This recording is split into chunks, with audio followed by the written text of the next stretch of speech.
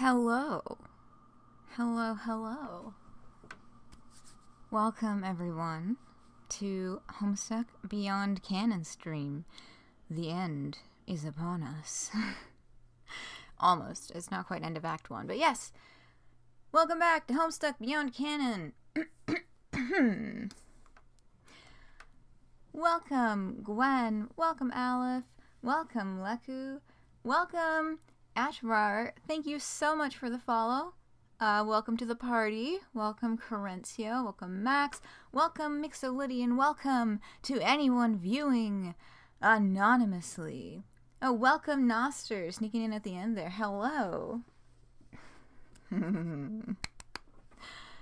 Yes, this is happening. And yeah, the timer stopped because I was doing like a bunch of other shit on my computer, and it was fucking around with the the focus of the browser. But it's fine. It's all good.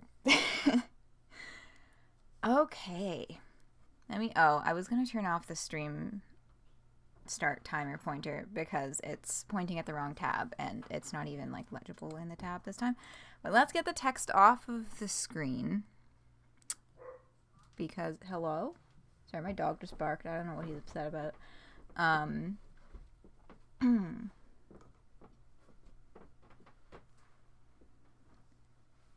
Oh, was there? Oh shit, am I missing things? What am I missing things? But oh yes, the Vriska emote. Yes, thank you so much for your support, Noster. The Vriska emote is indeed the tier 3. Oh my goodness, why do I have a little froggy in the back of my throat? I just had so much water. Okay, we're good. We are good to go. I'm gonna get this off the screen because it's flashing. Yes, that dog, my boy, he's okay now. I should really set that alarm for earlier. I need 30 seconds to run like as fast as I possibly can and go take my meds. Is getting your car cat this time. Fuck yeah, thank you so much for the support, Leku. It is deeply appreciated. Thank you so much for coming around, hanging out. But yes, you do now have access to the bonky car cat. Right? Am I forgetting my own tiers? I need to update those things. But anyhow. You did? Okay, good. Excellent. I guess I'll do a very quick, should I reload this page? I'm going to reload this page just in case, because I think it might not show all the new stuff. Anyway, before I go grab my meds, I'm on Blue Sky now, which is where I'm going to be doing stream announcements and stuff. Oh shit, I need to get my document, because if you're watching this on YouTube, as per usual, any of the links that are shown on the screen or sent in the chat are all going to be in the description below the video for you to check out as well. And let me just, you can do it, it's loading. Get the document open so that I can collect all of those as I go, because I do put them in proper chronological order for ease of finding. But yeah, I'm on there now. That's where I'm going to be doing like schedule announcements. So if I'm ever like 15 minutes late and you're like, what the fuck is happening? I will post on there if something has come up and I need to cancel. Or if you go there and don't see anything, I'm probably just running very late. But that's where announcements and stuff are going to go if you are looking for the latest. Oh, and you're only following Toby Fox. Yes. Yeah, Toby Fox has been doing excellent posting as usual on here. Okay, I'm going to leave that up for like 30 seconds. I'm going to be fast as fuck, boy. I just need to, you know, medicate because taking your meds on time is important. Okay, I will be right back. Hello. I have returned.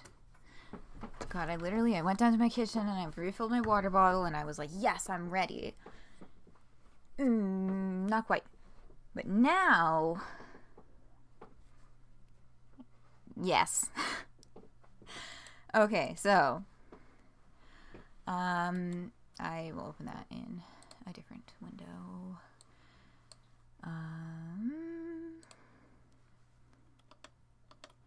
Yeah, so that I wanted to get out there, kind of off the top. And sorry, I just like ran downstairs and ran back up. I was like, yeah, I'm fine, but now I was like trying to talk. And it's like, no, actually, like maybe you just like take a few seconds.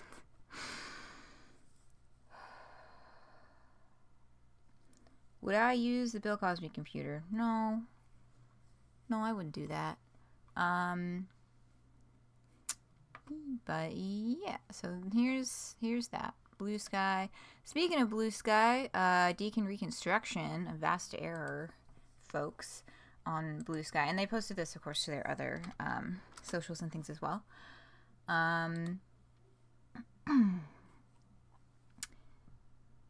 It's finally ready. The Andrew Hussey and Austin Otto joint Q&A is now available to read. Enjoy these two creative heads of Homestuck and vast error alike. Oh yeah, that is how that sentence works. Chat about their processes, the past and the future of their endeavors, and of course, The Simpsons, because that is Austin Otto's like #1 thing. This is an excellent read. So I will, you know, link this if anyone wants to read that later. Fred Astaire? Sure.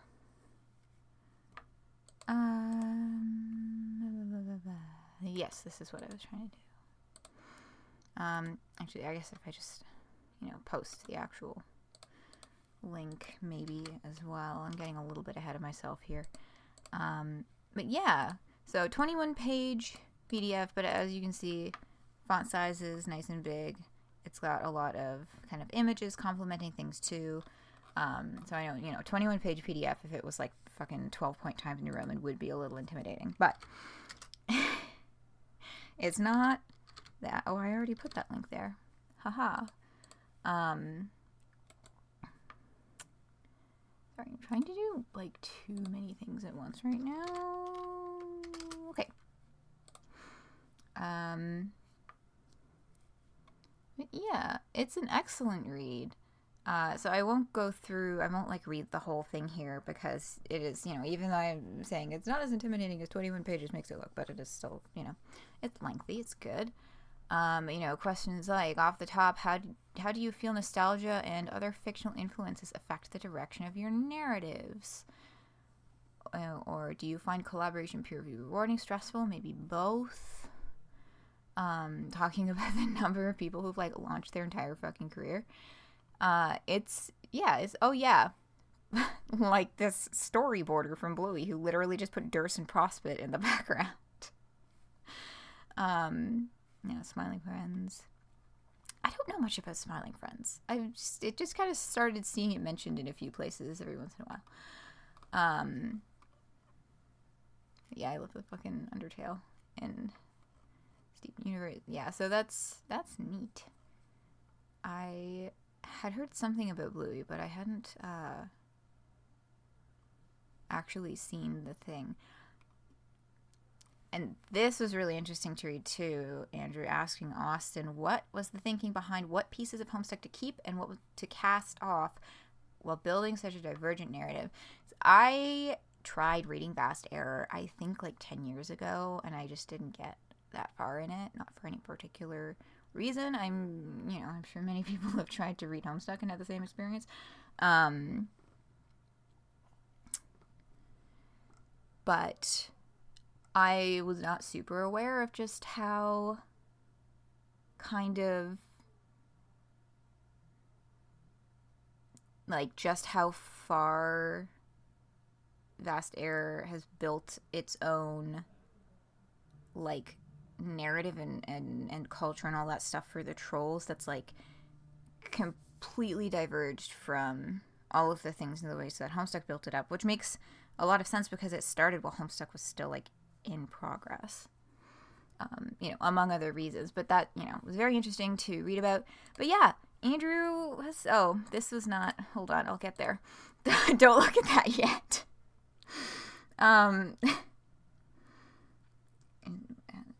What happens next is Oaklap. That related to Smiling Friends. Seeing Hussey's Cyclonial Sona is a real, hey Billy, I thought you were dead moment. Yeah, like, we have not heard from them in, basically since, like, Cyclonials, right? Or am I missing something? I feel like we have not heard from Hussey since Cyclonials. For the most part. We've heard of them, you know, in mentions of what their involvement role is with Beyond Canon, but yeah. So it's nice to kind of, you know, get a little hello in that way too. Yeah, great read to check out. I think the last interview in November 2021. Yeah, sounds about right, because I feel like there was something past Cyclonials, but anyway. Yeah. Cool chat. On the fandom front, I saw this on Tumblr, and I just thought that you would all enjoy it too. Gamzee cosplay from KatsuCon, which was apparently this last weekend.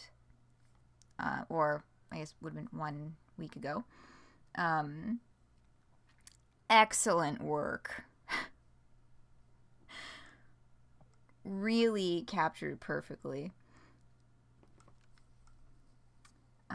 That your favorite e-boy cowgirl? Cowgirl. Where's my brain? I'm thinking about, like, too many different things. Clown girl. E-boy clown girl webcomic creator is doing good. Yes, it is great to hear that. Yes, he's doing good. Yeah. Yeah, the cod piece is, like, really something. Love the, like, I might be using the wrong word here, brocade fabric. Hold on, now I need to look it up, or it's gonna... Brocade.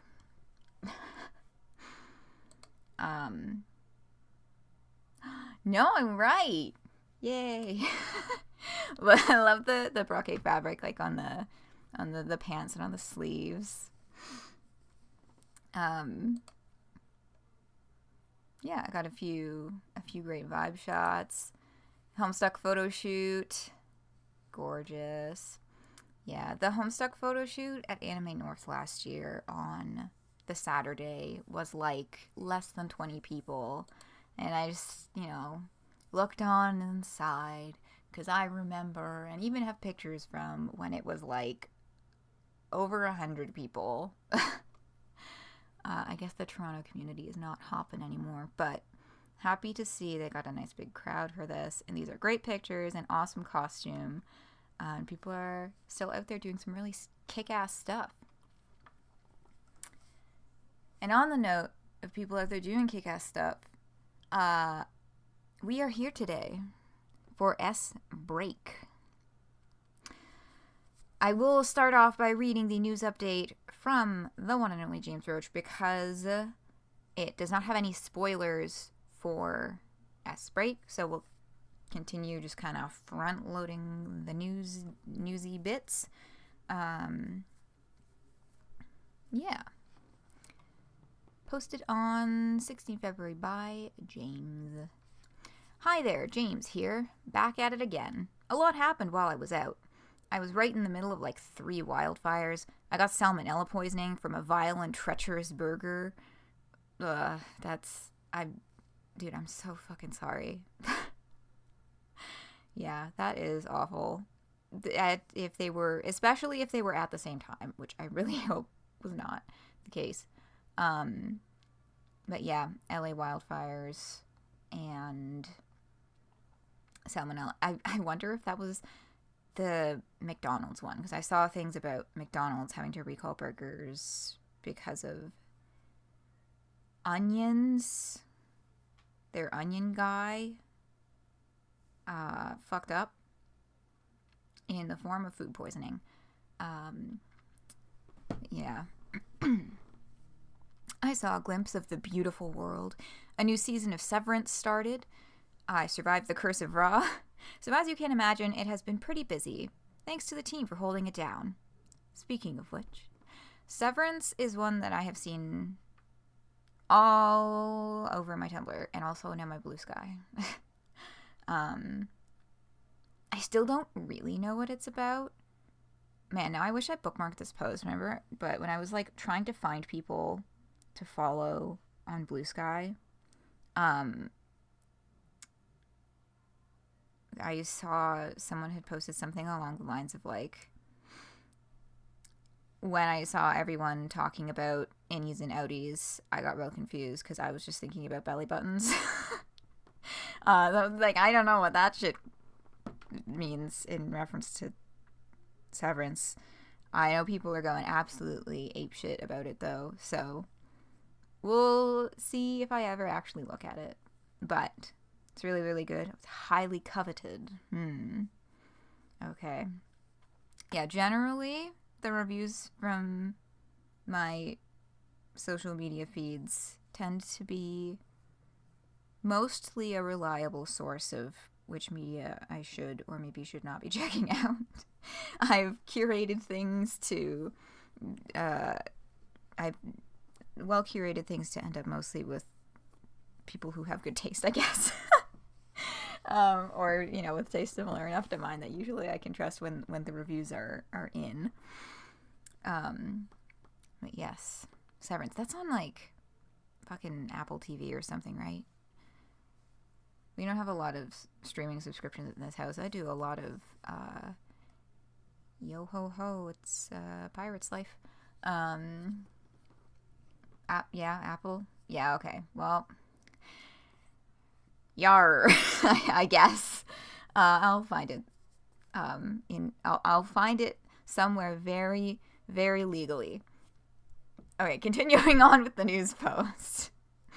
The S page, it's here. Written, directed, and boarded by Floral and Kim. Woo! With a special shout out to Mark Hadley for letting us use the track. So that's not really a spoiler. That's like a little bit of a spoiler, but you'll hear it when it plays. On Poobo. Yeah, Poob has it for you. I lost my spot. Hold on. There we go. But this has been a huge group effort. We will soon update the credits page to include all the individual artists who contributed, but let's get a huge round of applause for everyone involved.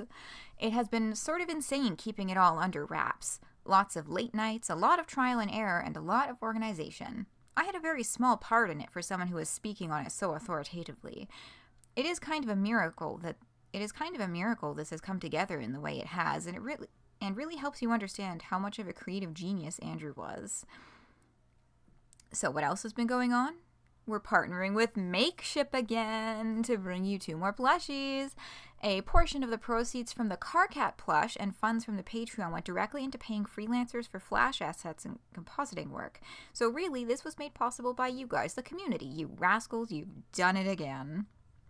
In community news, Reddit is doing their reread if you want to join in the conversation there. And behind the scenes, we're looking at some more licensing opportunities, slowly but surely getting into fixing the Homestuck website. There are a handful of things on the horizon, but more about that when there is more to say. In the meantime, look forward to another update before it's curtains on Act 1 forever. All right, enjoy the update.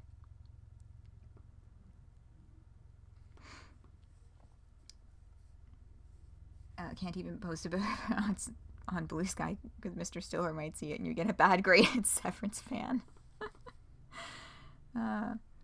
He's on there. That's neat. Yes, shout out to Mark Hadley.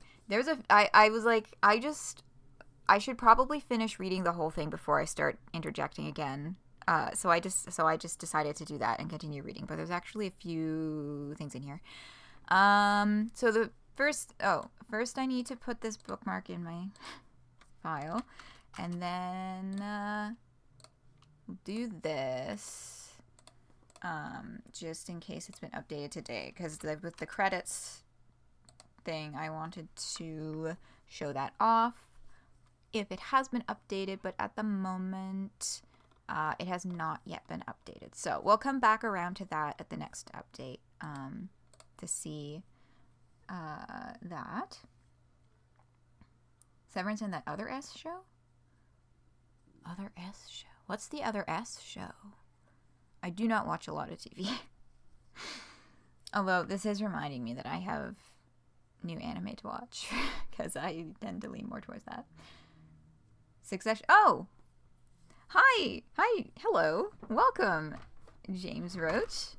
Welcome to stream. Good to see you. Succession, yes, thank you. Potential. Okay, I will do my best. Yeah, thank you. Succession. Right, that is the other one that fucking blew up my Tumblr dashboard as well. I feel like I understand a little bit more about what's happening in that show than I understand about what's happening in Severance. Also only from dashboard osmosis. There's politics, and there's a family called the Roys, and things happen to them. If I think really hard, maybe I can remember a few more character names, but that's kind of, that's what I got. They do a politics. Yeah, okay, let me skim this. What else did I have off the top of my head? They do be playing with JPEG psych dolls. Yeah, I saw a lot of that happening with the Succession guys. On my Tumblr dashboard. Community wraps. Makeshift. Woo! I saw some folks guessing that if they're doing two more, perhaps simultaneously, perhaps not, that they would perhaps be Vriska and Terezi. This was not a guess based off of anything that anyone has said in particular. It was just kind of conjecture, which feels possible to me simply because they are also some of, the two next most extremely popular guys, and also it's fucking Vriska. But whoever it is, I'm really excited to see who is coming next. Solix and his Donkey Kong cartridge. Oh, fuck yeah. Oh, man, I'm so excited to look at the Solix parts of this flash with you folks. Giant plush Donkey Kong Country cartridge. Yeah. Can I talk about your game? Brother has been replaying Donkey Kong Country lately, on Game Boy Advance, with a cartridge purchased from I don't know, like one of those used game stores that has like every console ever, and you're like, how the fuck did you even get this? Yeah, there he is in chat with the dog. With a cartridge so janky that it still didn't entirely work properly, even after he like very thoroughly cleaned the inside. But he made it to the end of the game, even though it froze and did weird glitchy shit a few times. Enjoy the hot new sound effects. Yeah, we do a lot of like, I'll be doing gaming on the TV and he'll be doing gaming in the handhelds, and we just kind of chill. So I got to enjoy the dulcet tones of Donkey Kong Country via Game Boy Advance SP speakers. Oh, hold on. I'm seeing that I missed some things up here. Gamesy would be a good choice if you want to make money from people posting their plush being tortured and destroyed online. And yeah, pour milk on him and slam him into a wall. Just like Spampton. One day I'll play Deltarune Chapter 2. I won't repeat this speech. I've given it a million times. You all know at this point this is a thing I need to do. Oh yeah, the Velcro on the hands for picking things up. Yes. Does Donkey Kong say Yahoo every time he collects a banana? And just what I needed when he gets a 1-up balloon?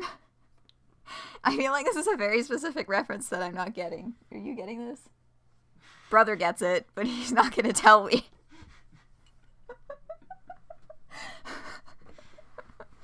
Oh. There's movement. We'll see. I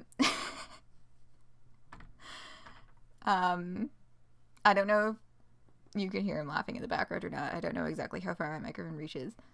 Oh, Bubsy? But yes, paying freelancers, community effort, fuck yeah. Reddit doing the reread. Yeah. I should have found this link actually before. I could have 9 hours ago, seek the high blood new cover image mini update 40 to 45. Is that the latest on the reread that's happening here? I'm just gonna link to the homepage because out of the bajillion tabs that I have open, none of them are Reddit. Here you go.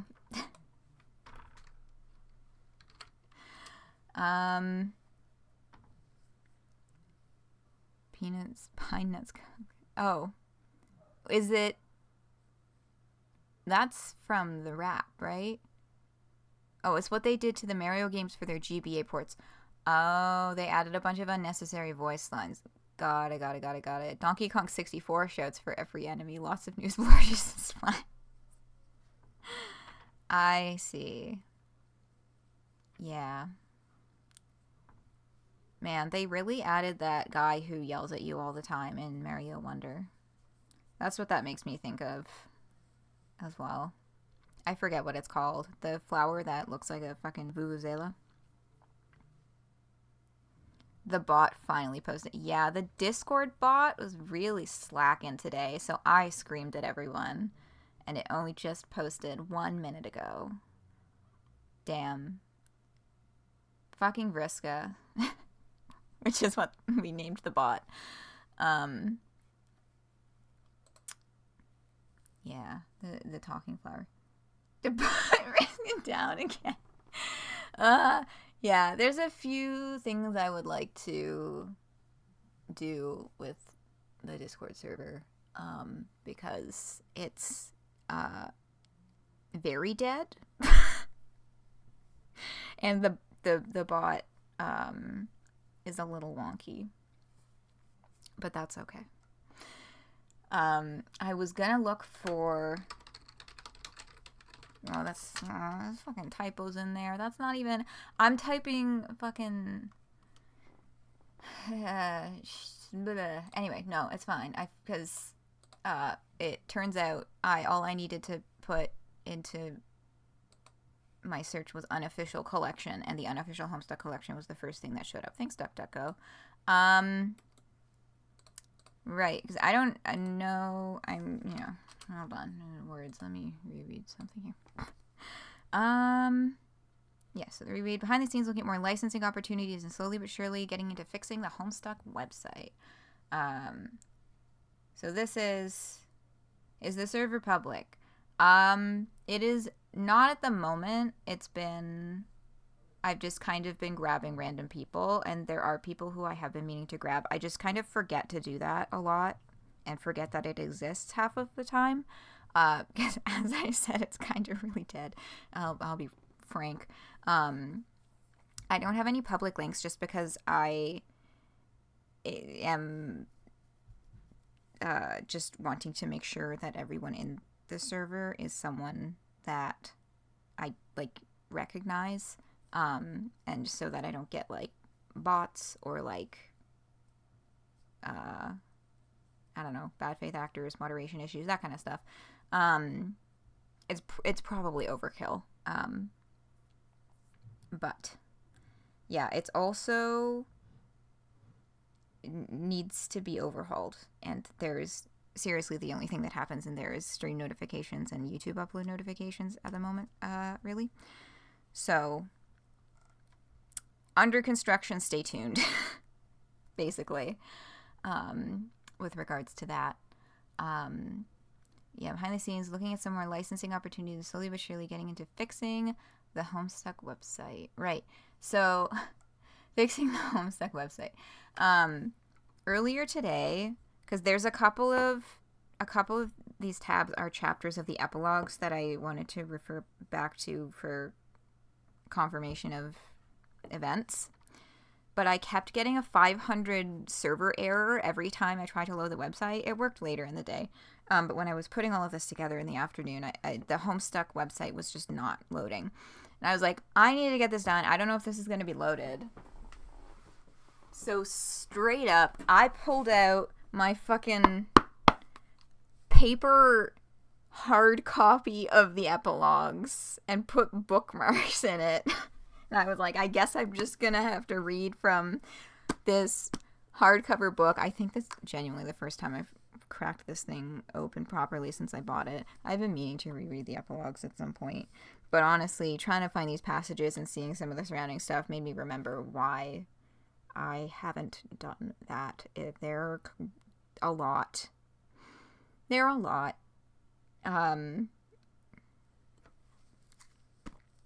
But yeah. This is working now, and I got the pages that I need. You can see the little greenhouse kind of peeking over here.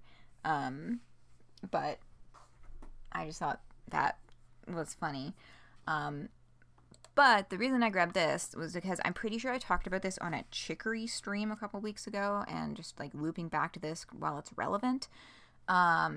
So, unofficial collection, we've got a new paragraph here, and again, this has been up for a few weeks now, but a new official Homestuck collection is now in development, and the original unofficial Homestuck collection will continue to be preserved and available here. It should be noted that while it remains open source, any official updates or changes will be made on a new Homestuck Independent Creative Union-controlled GitHub fork that can be found here, and then it links to the GitHub. So, that's exciting. I am sure we will probably hear more about it in a more official capacity when there is more to be said than what is just contained within this paragraph. But that was caught by, shout out, Homestuck Discord server that I'm in. Because someone was just like kind of looking this up and found that there was a little addition. Ha ha ha. So, we'll keep an eye out for that. More things on the horizon. Yes, and the final thing, this is not the end of Act 1. This is like the climactic moment of Act 1. But there is a little bit more before we truly say, this is the package deal. And with that, do a quick little flip through the pages that preceded this because they came out in, I should have double checked this before, December? Yes. No. November. It's been 3 pages since these fucking pages came out. Oh, I hate time so much. Yeah, that's right. There was nothing in December because they needed to focus on the Flash. We're resolving more issues with the unofficial collection stuff, or specifically said they're waiting to see how it'll settle.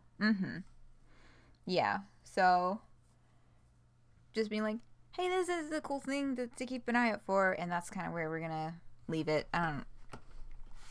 feel like it's a place to do much speculation, but that's coming down the line at a point in time.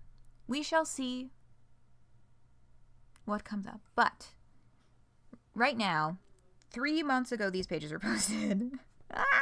So, very quick flip through these. I'm not going to do like a detailed reading of everything. I don't think there's a lot of text on these pages anyway. Just to set the stage for what we are about to get into.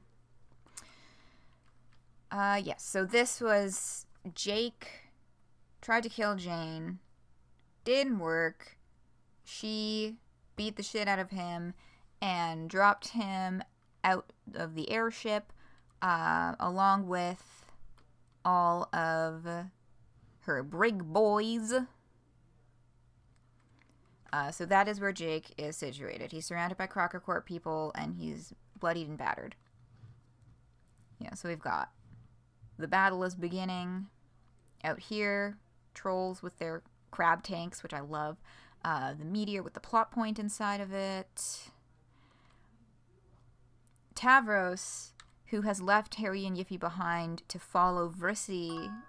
No, I'm flipping names around. Hold on. Tavi, who has left Vriska and Harry behind because Yiffy decided to go out and join the battle. And he was like, you will fucking die out there. Please don't. And is wanting to be helpful in that situation.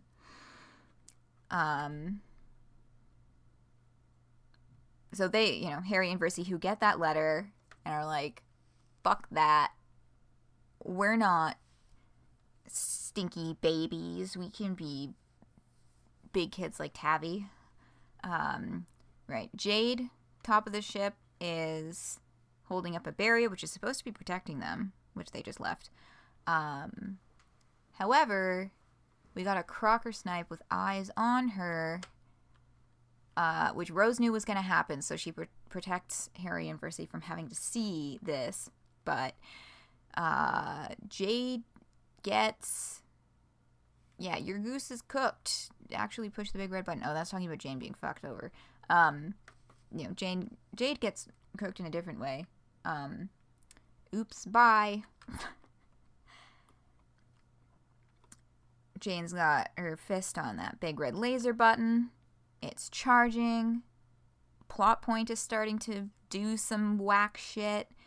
We get a look at the scene from a distance. There's this white glow. And, lighten up even back here the clock tower. The Dirk Strider Memorial Clock Tower. A little closer in the battlefield. Big blue laser shoots up and end of Act 1. Not. This is not of relevance to the Flash, but it is still very fucking cool. And then we get to this section on Deltratus that is also not relevant to the Flash, so we're not going to look at those pages. So, I hope that was a sufficient rundown. I was trying to be detailed but expedient with it to get to the part that everybody really is here for. Super laser piss.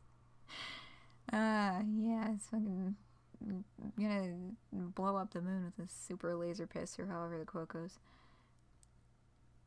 Roxy's hair drifted away and is in the sky there. Oh, was there like a cloud that looked like it? That is funny. Okay. So here's how this is gonna go. We're gonna watch The Flash in full. And then we're gonna bounce over to the official YouTube mirror and go really, really slowly. Are we ready? I should probably load it first because I do actually have to. It does not play automatically. I have to actually click play. Really, really slowly. Yeah. Most of you have probably viewed this once before already, but it just goes really fucking fast. As a forewarning for any first-time viewers, it's gonna zip. The frame rate on this thing, ooh.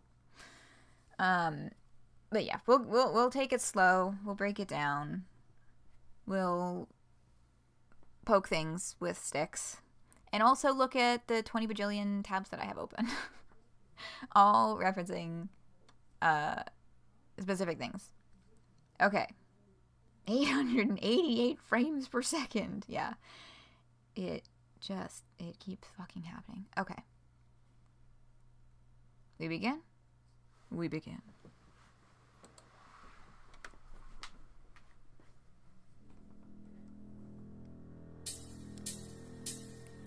So that's kind of the panels that we were just looking at.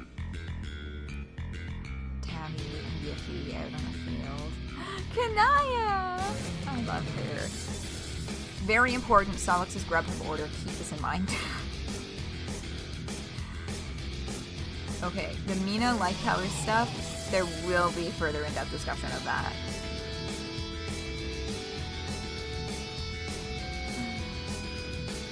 Hardcat with a human heart controlled. Oh yeah, little checks with Rissy, and now the timer at the bottom is flipping through the years that are happening in the plot point. Last we left off it was year 4, that time is moving forward. Kanaya and Rissy had a game. Yiffy, oh my god, why do I keep flipping their names?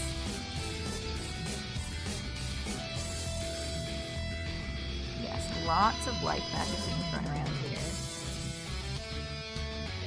Tabby, brave boys, like, I'm gonna save my dad!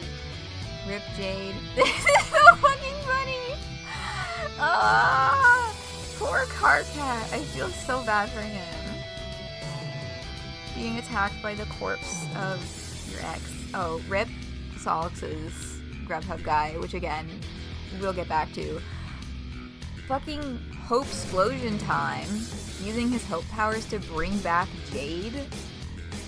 That is bonkers. Oh, and giant mechs also. Oh god, Jake is so fucking cool on this.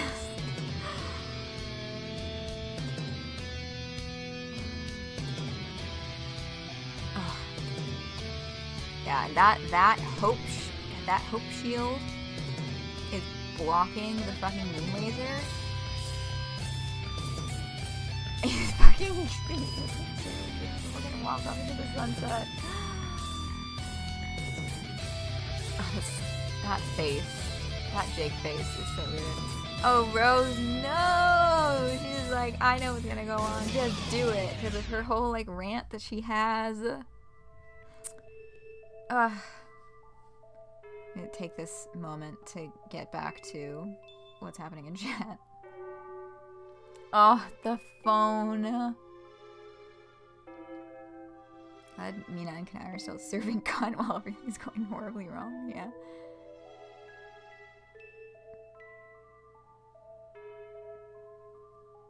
Horse. Yeah. Finally, she's able to reconcile with her past self and beat hell. And flashback through all of the non-canon to this moment. Parasy in the coin there. Just, snatches that bullet last second. Rose's forehead is still bleeding. And then comes out and just kicks ass. I'm so excited to see what the rest of the character design is for this like new costume. And of course Jane's like, nobody predicted Vriska, not even Rose. Goodbye, Jane. Ooh! Jack, no! Yeah, we'll get back to that. We'll get back to that. Jack was there. That was Jack Noir, which I wasn't expecting. And again, I have references in tabs. Save Rose's ass twice. Yeah, we've got... Okay.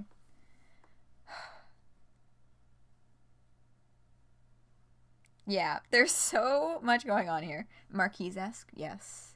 Turns out Vriska is the cure to both alcoholism and nihilism. Yeah, I mean, okay, Because you're talking about it now, I'll jump into this. That was one of the posts that I had kind of earmarked here. Yeah, I truly believe this is the spiritual successor to this. Rose cannot take the easy way out. No drinking into a stupor. No coma. Smack. Yeah, fascinated by how the scenario was kind of inverted itself. Alcoholism clouded Rose's vision and surrounded her in a dark void, and Vriska, as the symbol of light, took that away. Now it's gone in the complete opposite direction, and Rose has become addicted to her vision. And hell-tier Vriska comes along to put a stop to that, too. She can't use the darkness or the light to hide behind anymore. So, I just thought that kind of was worded in a way that was good. Even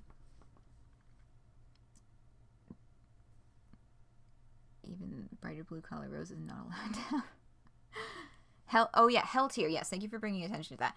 I've seen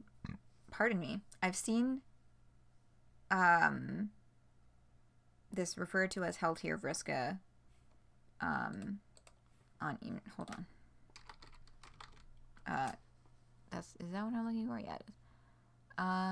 In a few places. One of them,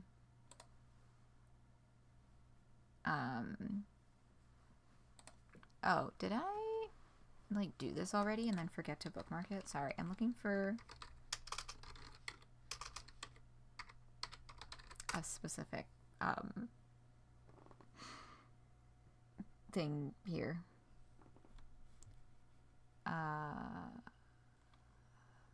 Did I? No, I don't think that I did. Hold on.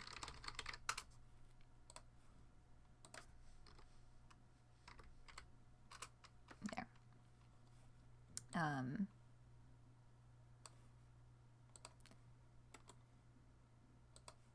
Okay, there we go. Yeah, I had, I guess, in my head been more thinking of it as, like, ultimate self Vriska, but I guess that's kind of wordy. So I think once things settle down, we'll get some ref shots of hell tier Vriska for various artists. I am excited for any references, just comic panels, anything like that. I'm really excited to see what the full, like, costume colors are. I guess hell tier Vriska because she defeated the plot point hell, therapy hell. Where the fuck? There it is. There's the tab I was actually looking for. But yes, hell tier Vriska. Vriska, regardless of the point of the story, regardless of her morality, is a chaos agent that makes things happen. Perfect antidote to the nothing ever happens, guys. Yeah, chaos agent that makes things happen. That's, yep. In the code for the visual novel, I see. Oh, sorry, I skipped a few messages here. This was so good, you loved it a lot. Yes, Quiet Quail, welcome. Good to see you, welcome to the party. Yeah, fucking slapped, man. Vriska has her, like, Simon in the Labyrinth. What? TTG? I don't think I recognize that acronym, but I trust your reference to be accurate. True challenge of this game is to see how many qualifiers we can get to perceive the word self and still understand what we're talking about. Gurren Lagann. Okay, I see. Yeah, no, that's so true. It's fucking true, Mixolity. Yeah, where did my train of thought go? I think Bro Strider's glasses aren't from, but people thought they were from. Oh, well then where are they truly from? I also was under that impression that that was kind of where those glasses were the most iconically from.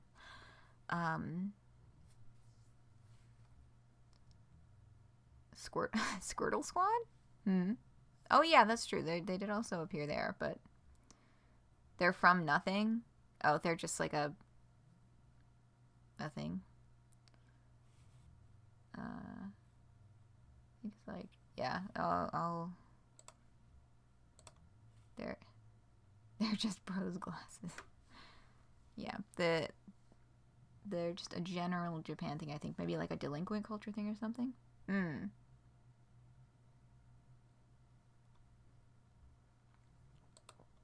Okay.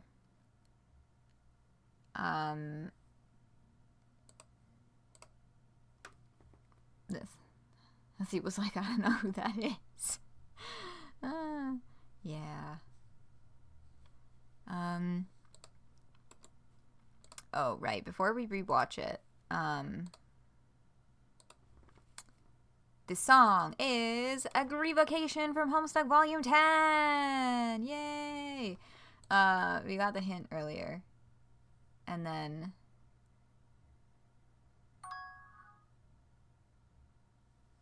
here it is.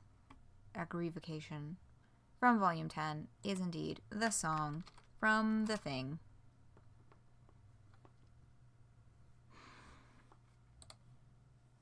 Okay.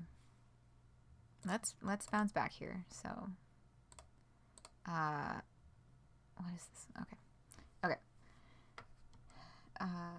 Sacrificing your capability of self-growth for power and knowledge. Vriska isn't becoming an ultimate self, she's just becoming a better self. Sorry,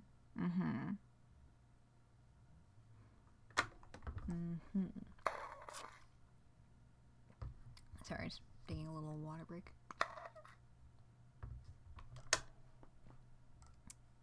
Infra-self. Okay. This. So we're gonna go through this basically frame by frame, because there's some stuff that is literally one frame, but it's kind of very important.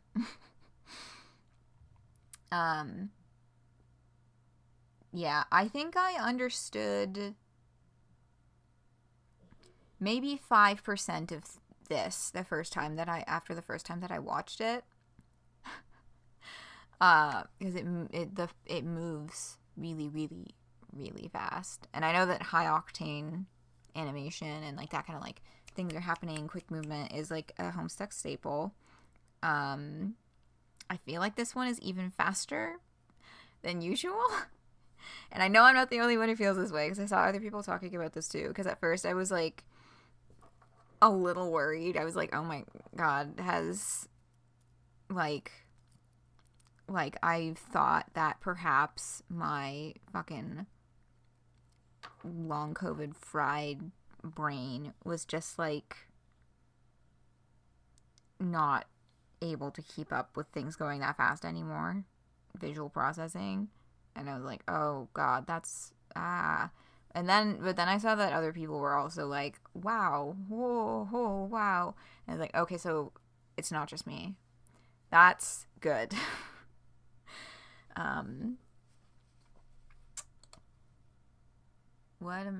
She got over her trauma so she could kill people with a big sword really fast.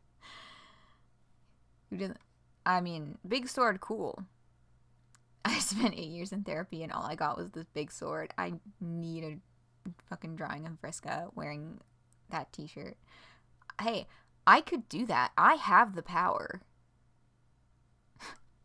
I have Photoshop and a drawing tablet. You missed a lot too? Yeah. Look like the background of Final Destination in Smash. A lot into the song's length, especially in the second half. Yeah. Interesting, because for me, I found the first half a lot. The music matched the speed of the visuals, and it would be Nightcore. Yeah. Thumbnail for the VOD. Yeah, thumbnail for the VOD. That thought also occurred to me. That might be it. I was wondering what I was gonna do for that. I was looking at this and realizing, like, I think this is the first time I've had to make the thumbnail for a video. That's about just a flash animation. Because I take the panels, and because they're very sharp pixel art, it's pretty easy to just, like, cut stuff up into layers and, you know, maybe do some minor changes to make things kind of fit what I'm doing, slap a few panels into a single image kind of thing. But I was like, I'm gonna have to figure that out. But you know what? Maybe Vriska is gonna get a new t-shirt for this one. Yeah, but we're gonna start from the beginning, and we're gonna frame by frame it. Not entirely. Like this part. Okay, the timer flips, the plot point. These are the panels that we saw. We kind of have the like lay of the land here with these. This like opening bit here is not moving too fast, I guess, for the first few seconds. Yeah, we get the stages set with Tavi and Yiffy. And we get, like, when we see Tavi's sprite, like, a little bit later, I was a little bit confused about, like, what the background was supposed to be. And it's the ship pieces here. You can see he's standing here, like, on the precipice of the ship. So that's what, when we get to that sprite part a little bit later, that's where he is scampering around.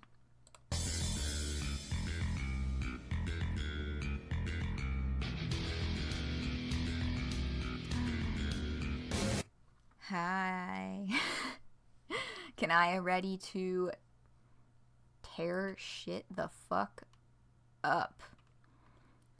I love her. That's all. Okay, hold on. So this is where we get into I'm using the YouTube, oh nice, mirror frame.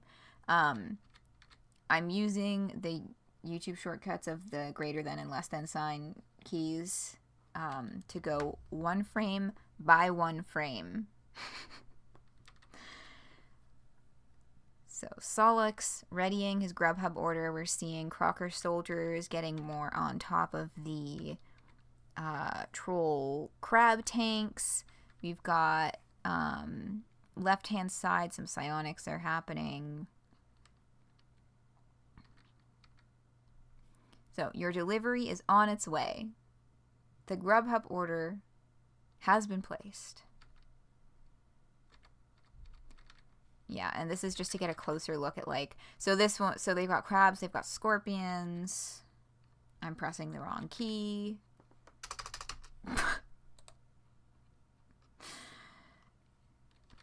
Okay, continuing.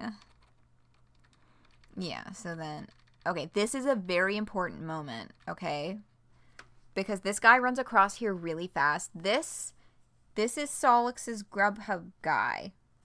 Okay, Grubhub has to be expensive as fuck on Candy Earth. There's a world war happening. Like, yeah, how much is Solix paying to have someone run through an active war zone? This guy's name is Grubhub Deliver. This is us directly from James Roche's Blue Sky, which is currently set to not appear in searches or appear on the website unless you are logged in. So with respect to the privacy settings, I will not be putting that on screen or like linking it or whatever. You're just gonna have to like trust me on this. Fun fact, that's actually the thing that made me finally make a fucking Blue Sky account. I was like, everyone keeps saying that it's on Blue Sky, but I can't fucking find it. I bet I know why. I've been meaning to do this for months, and it did kind of also kickstart me into doing some like profile cleanup stuff that's going to be ongoing. Because, oh my god, the description on my Twitch page is really outdated. It still says we're doing Homestuck reread streams. When did that stop? Like 2 years ago or 3 years ago we finished that? Anyway.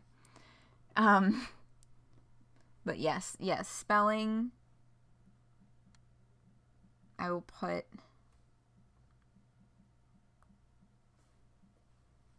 spelling.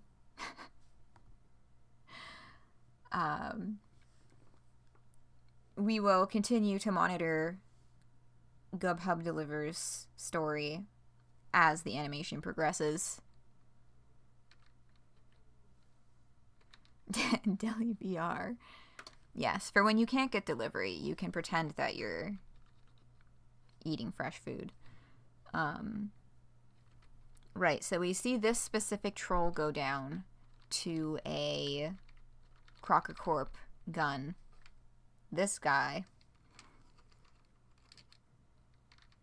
And now we get... yeah. So the pink stuff is Mina, which is... oh, hold on. What's happening with the... why did that... it skipped around on me there.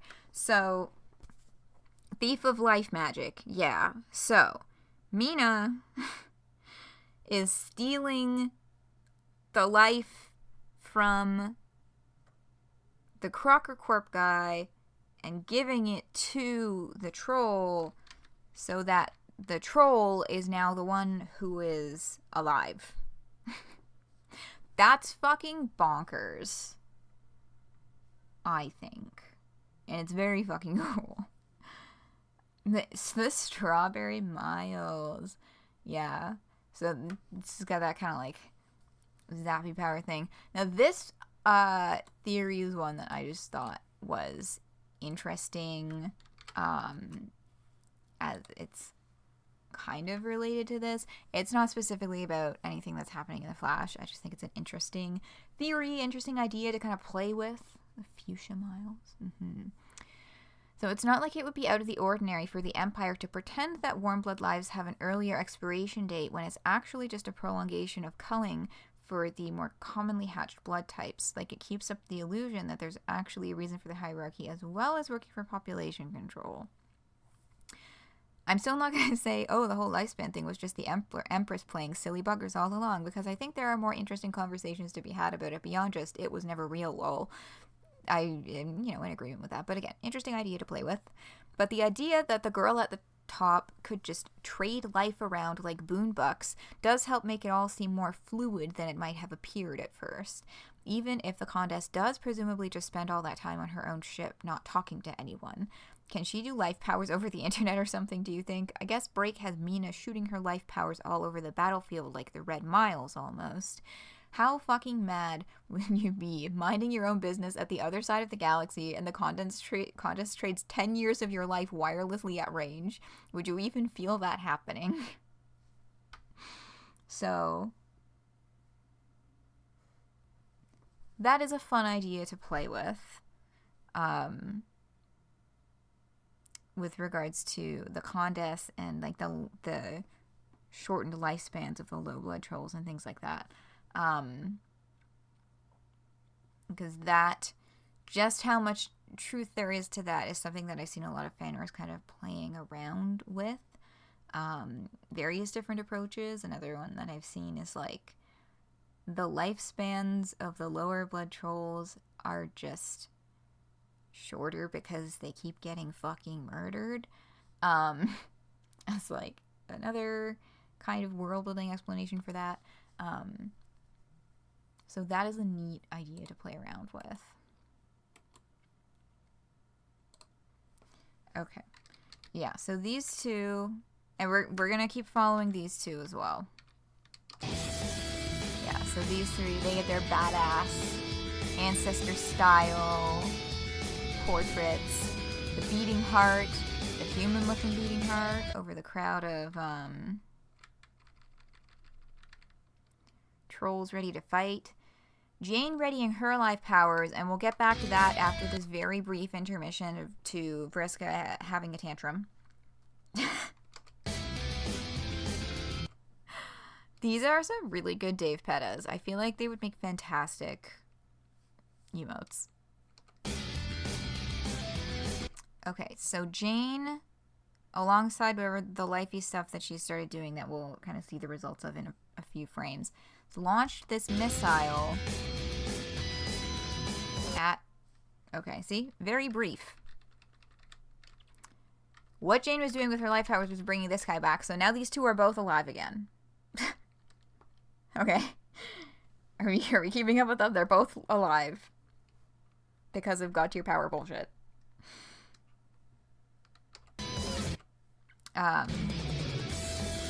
So yeah, these two, the missile is coming. Tavi's like, oh fuck, because the missile was aimed at Yiffy. It's like a little bit unclear until you see a little later how it gets deflected, but the missile was aimed specifically at Yiffy, who is having a very tense moment with Kanaya, who is not ready to deal with all of these emotions right now. Right, and here's that background I was talking about where I was a little bit confused as to where he was. It's on the top of the ship.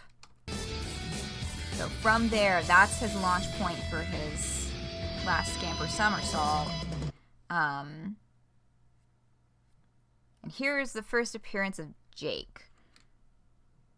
So these would be the Jane's guys who were launched out of the ship with him, the brig boys, dogpiling him. Yes, so Tavi, this was his ultimate goal. Tavi is somersaulting through the air. There's a name, youth roll. Holy shit. I was like, there's a name that I'm forgetting right now. Youth roll, baby. Youth rolling through the air to save his dad. Rip Jade. Okay, so this was pointed out to me. Well, I mean, to me, in general, in a Discord chat. After this flash came out, there was a whole rumble, of course. So that's the card that contains Dave's taxidermized corpse.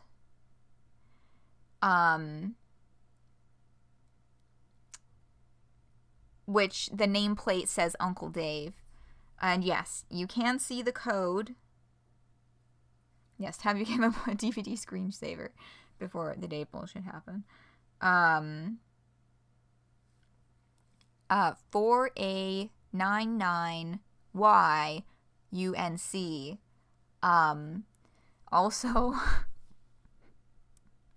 can I even fucking do this? Also pronounced as Faggy Unk, like Faggy Uncle. Which, yeah, okay.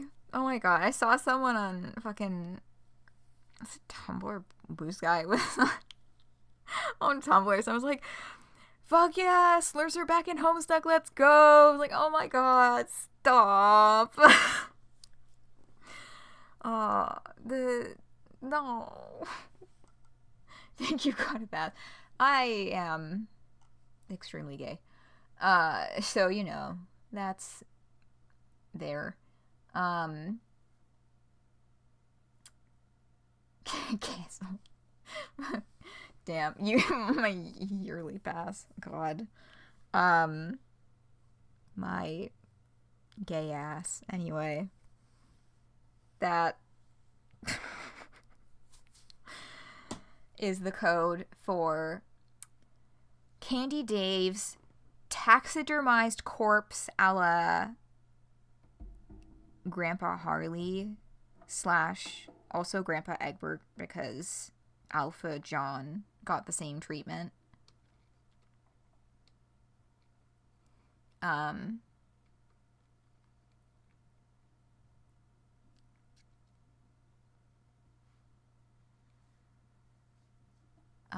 The Hella Jeff face on the card? Oh my god! You're so fucking right! I didn't see that before! Oh, that's so good! In the pixels in the background, it's fucking Hella Jeff. It's fucking Sweetburn Hella Jeff, and he's doing the face. Oh, that's so good. Yeah, that's perfect. Oh my god. Okay.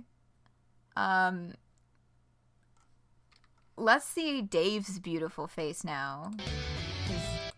Okay, actually, first let's see Karkat's beautiful. Wait, he's being blocked by a rotating. It was there. Hold on, if I back this up, we get to see more of it for like a second at the beginning. There it is. Hi, Karkat. Hi. What's that fucking Metal Gear Solid character that he's, I think, a reference to? Or was that another thing that people were just like pasting on top of him? Snake? Was it just Snake? Big Boss. Yeah. Because I was like, I don't think it's just Snake. It's Big Boss. But is Big Boss also Snake technically from a different point in time or something? Because Metal Gear is one of those games where characters have like a million names, right? Or do I just know even less than I thought I did about the Metal Gear games? Because, again, peripheral knowledge. Colonel. Yes, I get that one. One of the snakes. Yeah. Beautiful. Beautiful man. Big Boss was Naked Snake before he was Big Boss. And these are characters distinct from Solid Snake. And is there a Liquid Snake, or have I just seen too many memes?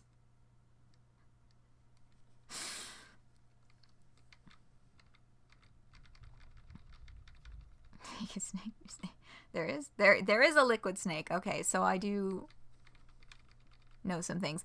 So you can see the name. So the nameplate has come into view. Karkat's looking back like, what in the fuck is flying towards me at fucking Mach speed? Oh,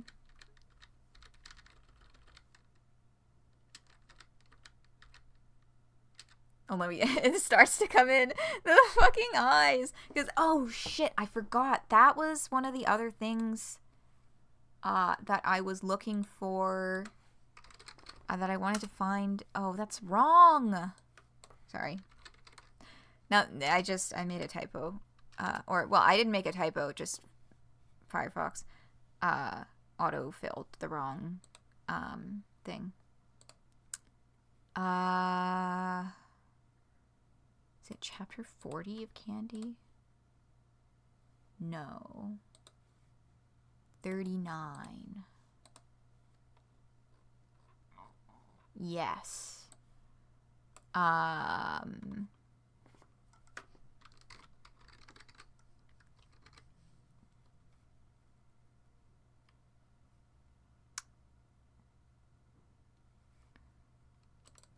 Shit. See, I should have found this before.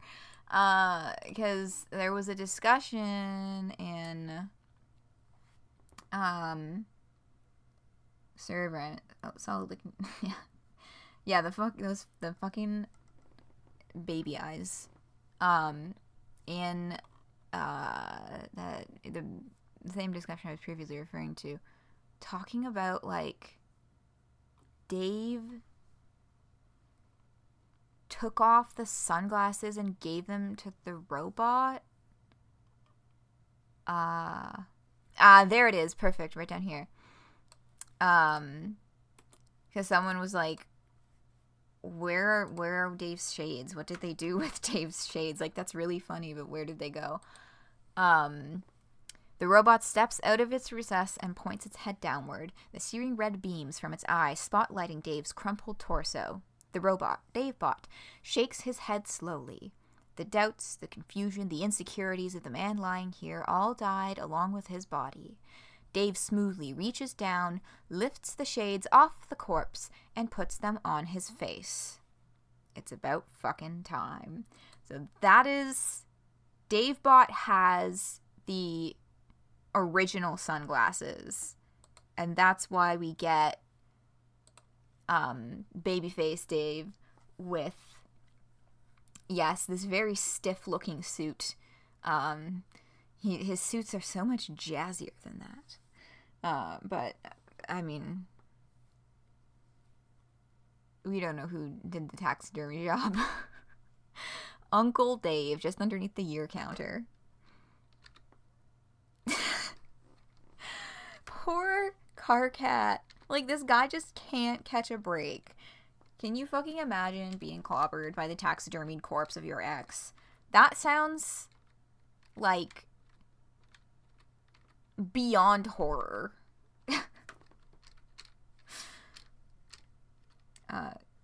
We definitely know who did the taxidermy job and who labeled it Uncle Dave. You're getting at something, and I feel like you're probably right, but I also, my brain is buffering.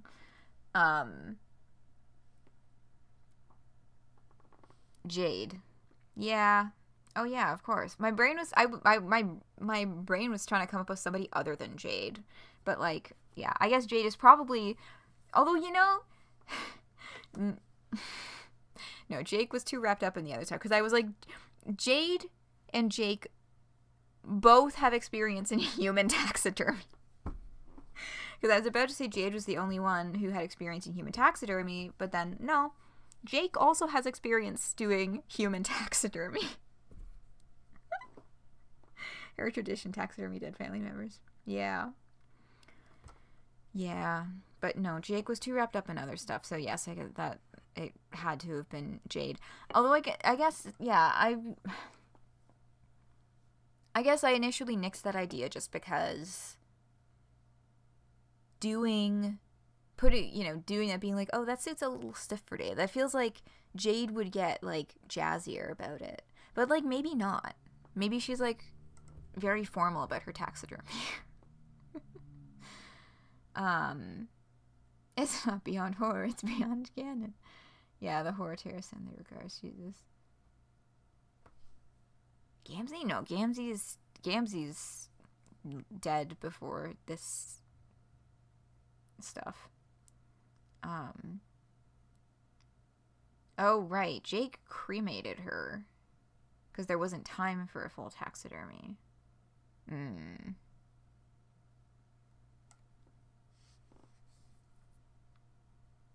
Yeah, I guess we don't know who did Alpha John, but that's, they probably didn't make it off Earth. Change stream title to Homestuck Spinball? Alright, sure. You got it.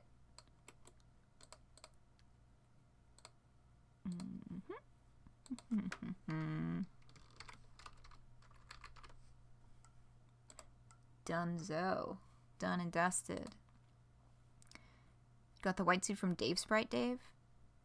Yeah, I mean, any clothing that they'd be wearing right now would be not their clothing from the game, because we know because of the comments about John's God tier outfit,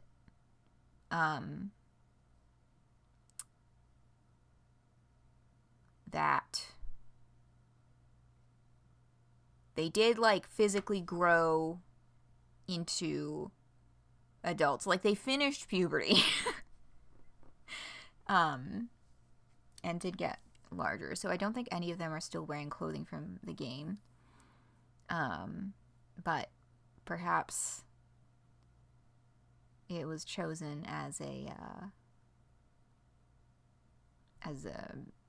because it was similar enough. Alpha John was probably Dad Crocker or some actual taxidermy company. Oh, changing triggered ads? Sorry, y'all. Good, only a short one. That's good. Yeah, I have all of my fucking, like, ad settings to be, like, the least frequent possible. Like, I do earn AdSense from Twitch, but I still prefer my stuff to be as ad-free as I can make it with my settings. But yeah. This guy is horrified, sobbing his eyes out. And it's like, what the fuck is this child doing here also? Because Taffy is, like, bouncing off the frames, boinking all over the place. Yeah. Attacked by Yes, and Mina here to save the day, sees what's going on, literally just stands there watching him for a little bit. Probably because she thinks it's funny, because Mina's that kind of person to be like, wow, that person having a really hard time is really funny. I'm just gonna take a moment to laugh at that before I do anything about it. And then, you know, punts him to the side. Oh, that's a little, it's cut off there. It's probably not supposed to be cut off. Sorry, Dave. I wonder if we're ever going to see this corpse again. I hope so. I hope it keeps coming back at, like, the least opportune moments possible. So that got, he's still going. So that got Carcat back on his feet, and we get the fucking, like, shadow jumping out. That missile is on its way. That's, yes, and here's where we get to see, oh, it was aimed at Yiffy specifically. Hold on. Back we go. So all that youth rolling concludes in Tavi kicking it away from Yiffy. So it's saving Yiffy. It fucking kills Gubhub.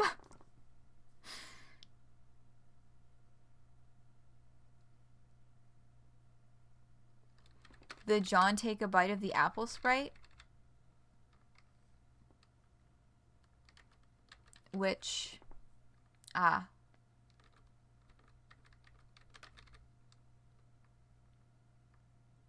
with the meteor heading for him. Rest in peace, Gubhub Deliver. Thank you from the bottom of my heart to whoever drew this, like, meticulously detailed Solix. I fucking love that there's, like, literally nothing else in this flash or even in the entire comic that is this detailed. It's just this one fucking frame. Hold on, before the...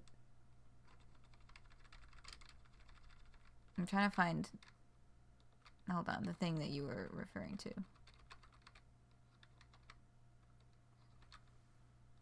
But, yes. Oh, Yiffy's silhouette. I was looking at Tavi being like, man, what am I missing here? Yes, Yiffy's silhouette. Yeah, there's a couple of places where they've got the classic, like, Homestuck thing doing the... I don't know. I'm losing my words. It's... We've been here for an hour and a half. Yeah, that is it. Rest in peace, Gubhub. Rest in peace, Solix's pizza. This frame is so good. Oh, so I was telling Katzen, shout out Katzen. I was telling Katzen, about this the day that it came out very enthusiastically, and I was like, oh my god, you need to see this Solix, because Katzen is a Solix lover, big fan. So I sent them this in our Discord chat, and we were doing a video call, and when we ended the call, I hit the end call button, and I fucking Solix jump scared myself, because this fucking face, like, just the way that our chat was lined up was, like, right behind where our faces were in the Discord UI. So I fucking Solix jump scared myself. Ending this fucking call. Sprite silhouette, but free-handed. Callbacks, yeah. Yeah, Tavi did, like, kind of kill that guy. Just, like, a little bit. Not on purpose, though.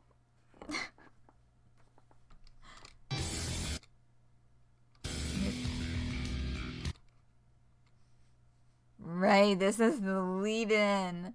Because we get the glowing white fist grabbing Jade's corpse, and then we see, where is it coming from? It's Jake, baby. It's those hope powers. They are here. This shit is so fucking cool, and like really proves that hope powers are absurd. Like, he uses his fucking hope powers to defy the god tier mortality clock to get Jade back. Reminds you of a certain artist from the classic Homestuck art team.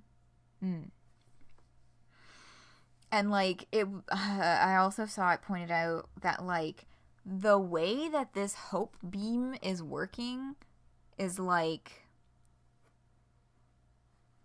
it looks like the shit that Lord English was doing in the Veil, or like out in Paradox Space when he was literally breaking space and like double killing all of those ghosts. Like, ugh, wow. He like fully disintegrated all of those Crocker Corp guys.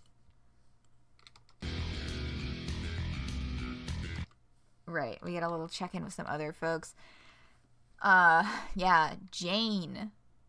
Ooh, Jane showing up on, yeah, because this is Jade's glasses, right? Jane showing up on the lens with the shot in it.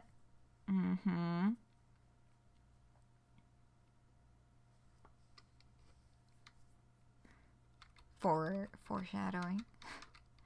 Yeah, Tavi and Yiffy, like, what the hell? They're watching this as Jade rises up in her white glow.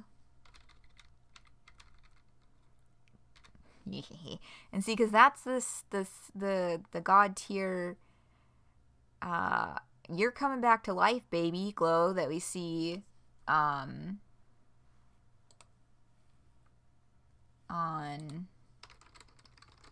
oh man, see, I knew it was gonna, you know what, I think it would probably take me too much time to find this page specifically, unless it's a flash page that someone can find really easily.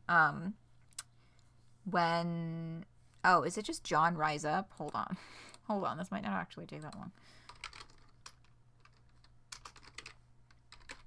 I think it's just John rise up. It's not a flash? No, it is. I think I'm remembering the right words though. Oh, haha, look everybody, it's my bestie. This is what I was looking at earlier when I was trying to find those epilogues pages. As you can see, I did actually get the front page to load, and I did get to enter a search term. But, this is broken right now, so I guess that decides that for me. But when John God tears, we see this. Or, no, I'm getting everything fucking mixed up in my head, because I'm picturing the god tier coming back to life, but it's specifically when he gets killed by Jack. 3853. Okay, let's see if I can get that one page to load. What's the, is it just, I forget what the thing is. It's just, okay, there we are. Merci, thank you for providing. /story/ oh. I mean, it looks like it worked, but I was like, I knew I was missing something there. It worked with just the number anyway, but yes, that is the more correct URL. Resurrects after Jack kills him. Yes, that's what I was flipping things in my head. It's wonky. Sometimes the number by itself breaks. I mean, the whole website broke when I tried to just use a basic search function, so, like, they're working on it. and the unofficial collection is there. Yeah, hope powers, yeah, as willing your desire to be reality.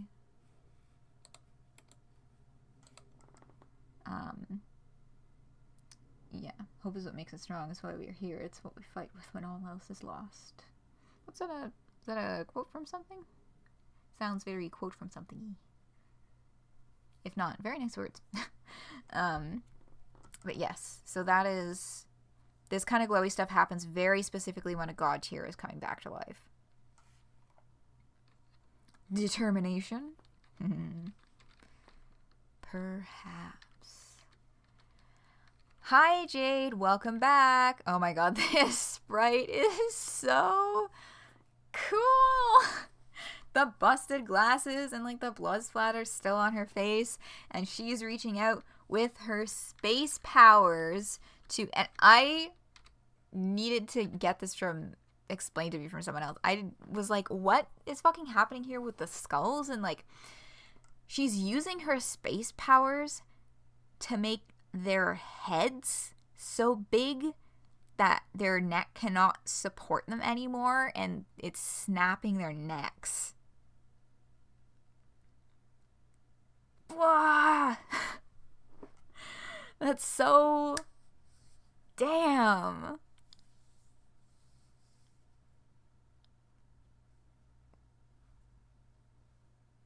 Yeah. That's kind of it, I guess. Like, that's so fucking cool. And so fucked up, and I love it.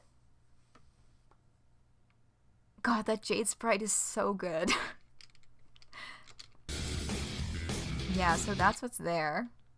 And the shadows of this looming over these two guys who, like, died and got brought back to life, which I can imagine is a very jarring experience. So, that, you know, they haven't, like, moved.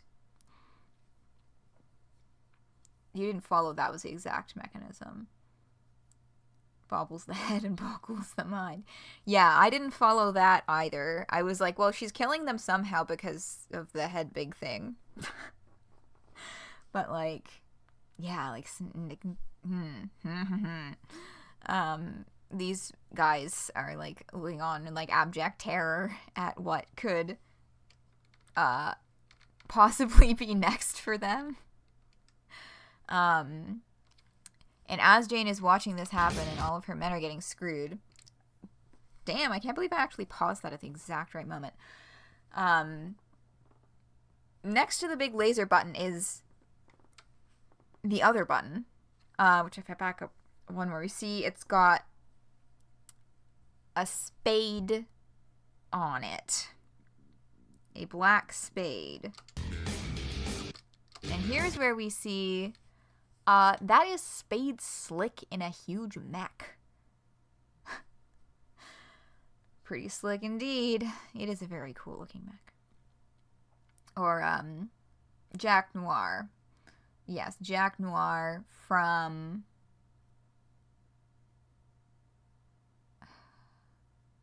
the one that was alive at the end, okay? Yeah, all 5 pixels of him. Yeah, and so this, I didn't even, like,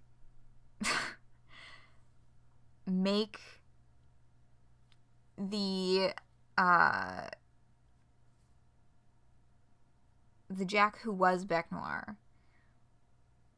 Right, yes, because of the ring getting chopped off his hand, and that's how he ended up. Yeah, this was not one of the Jacks that was in the Jack fight with Dave and Dirk and Terzi. This was Jack who was Bec Noir.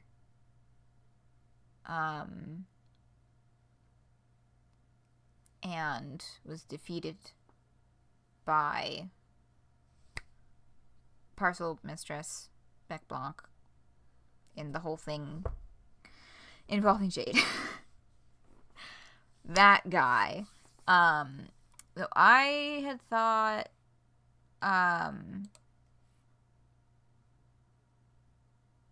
yeah, he's in, like, the chest part. Wait a second, the Homestuck website is not working right now. See, I just like to cite my sources, okay?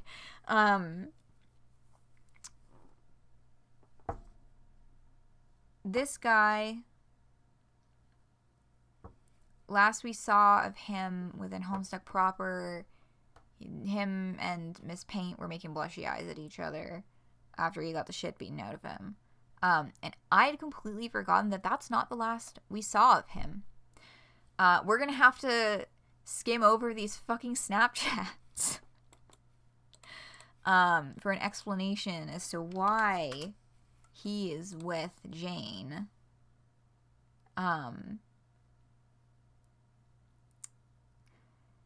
Because the snap dates, like this whole plot line, Calliope and Roxy are out at dinner chatting with Jane, and they see that her transportalizer has been warning destination hijack detected. Her location has been changed to the moon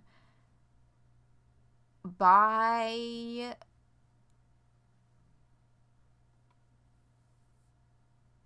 I think the implication is Noir and the Felt. Because the next we see, this is the situation that they were in at the end, right? Here they are. They're still on Jade's planet. Maybe trying to do Felt Manor things, but they find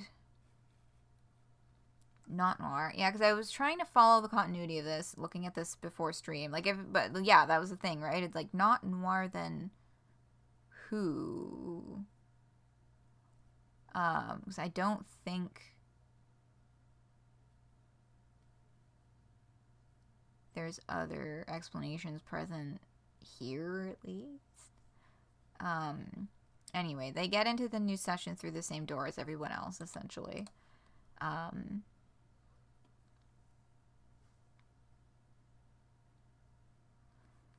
So there's the three different things happening at once here that all converge on the moon. The Carpathians are planning big laser, blow hole in moon to make it the same shape as the Prospid and Durst symbols. Rebel faction, we'll see in a bit. Are these still fully canon? Dubiously? Yeah, the dubiously is kind of best answer you could give. Because, the connection here, they're clearly still referring to these as informing the story. Because, not just this, like, we haven't seen it quite yet, but we do see the end result of this, which is the big hole blown in the moon, makes an appearance later in the Flash.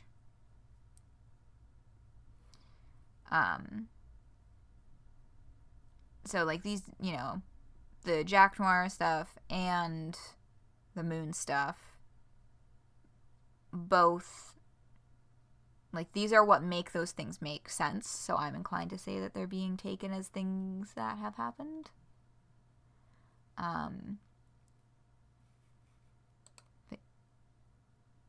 Yeah, so she gets to the moon, looks outside, and sees Jack Noir sitting on that fucking oven. Oh man, it's been a while since intermission stuff. Damn, I used to have all the names of the Felt memorized, and now my brain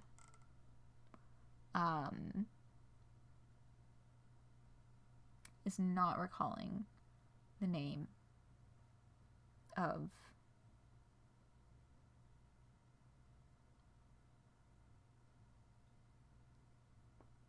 Is it number 14?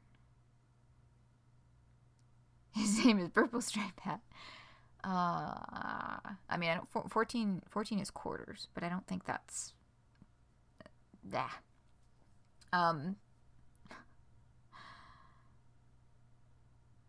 they are canon to beyond canon also. James was involved in this. Interesting. 12 or 13? Eggs, biscuits, quarters. Oh, yeah, that's right. It's either eggs or biscuits. Because they're both the ones that have the timers that travel at 1 second per second.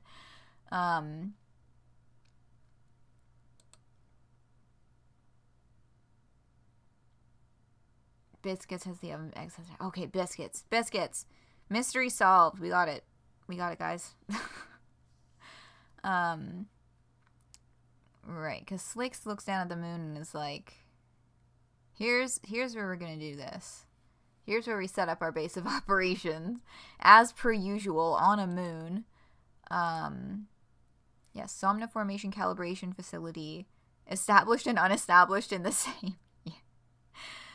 Because they've set up this facility to match up with their plan to blow a hole in the moon. And this I'm not quite sure either, because the implication can't keep their feet to themselves for 5 lousy minutes.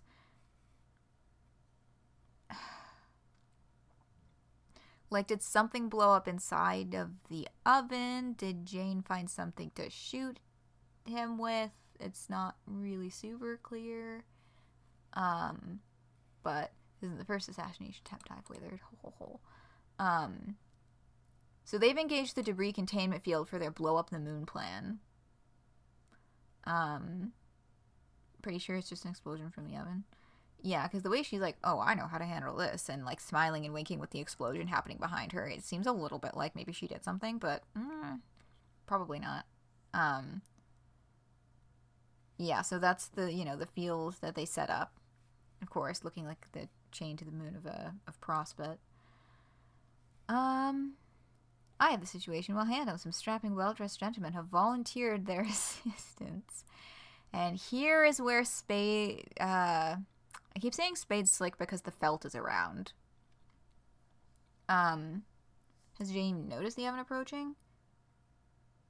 I think so. Yeah. Jack Noir and his involvement with Jane. Would you believe this disobedient Rivian tried to compel these gentlemen to attack me? I suppose the fault lies with whoever left him off the leash, but he's back where he belongs now.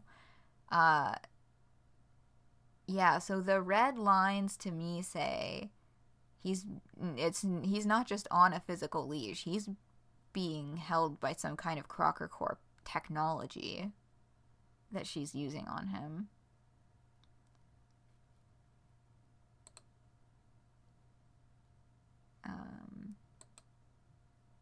Yeah, and you can see she's still holding the leash while she orders everyone to get back in the oven because see you in a week, woohoo.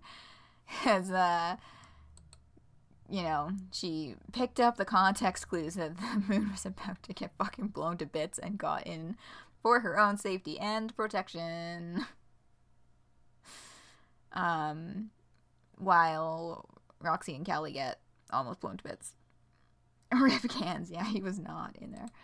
And that's the end of that story. This is Happy Holidays from later that year. So that is the back up to this and also the hole in the moon that we see later. Yeah. There were a lot of question marks as to, yeah, like, was Jane even aware of what was happening out there?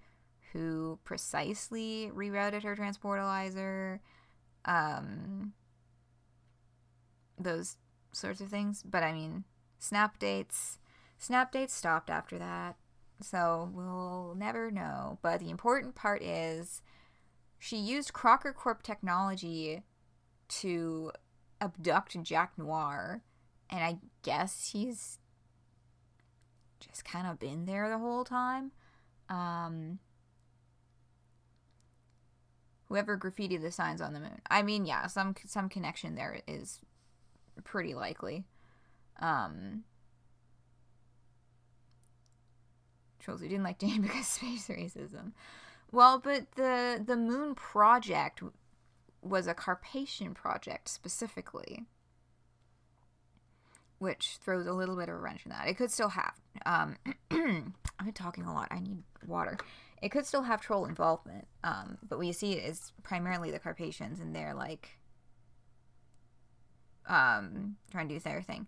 Because the Moon Project's relation to this is, in order to put the banner in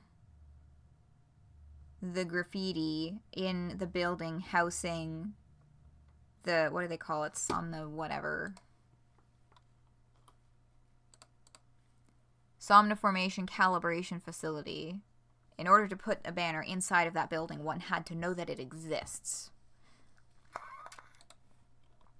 Because it's we can see here that it is inside of the building.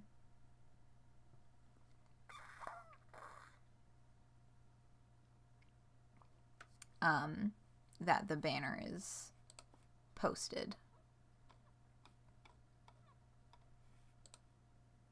Yeah, that is the same one. So it's inside of the facility rather than outside. So one would have to know that the building exists. But yeah. Few good guess not graffiti. Yeah, it's like, I mean, it's still a form of graffiti of sorts, but it's still. Oh, that is a good point. They do specifically call her hornless. Mm-hmm. Okay, yeah. I wonder what troll involvement there was then. Oh, yes, okay. Make me say something. I have a little more water first so I don't have like a fucking voice crack in the middle of trying to read that.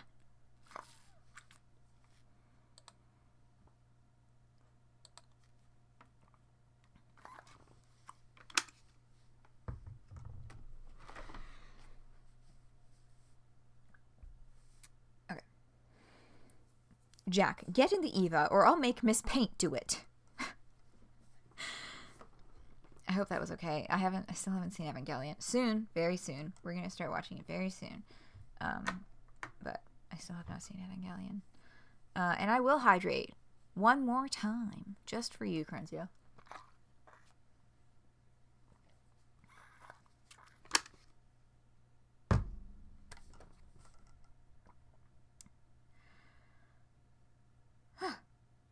Okay. So after that very long explanation for this one fucking part, here's Jack in the service of Jane via Crocker Corp evilness. You had no idea what was going on here? Yeah, it is a lot to... Turns out it's mech noir. Yes, Jane saw that things were beginning to go poorly for her, and then decided to put out her big guns, which includes mech noir, and one other big gun, which we'll see very soon, I think. But yes. Okay, so it pulls back and we do get to see the whole thing. It's got like the 3 prongs going on the head and the 2 in the back and really large gun. It's a very cool mech. And we see that shadow of Karkat again, but not before Vriska intermission briefly.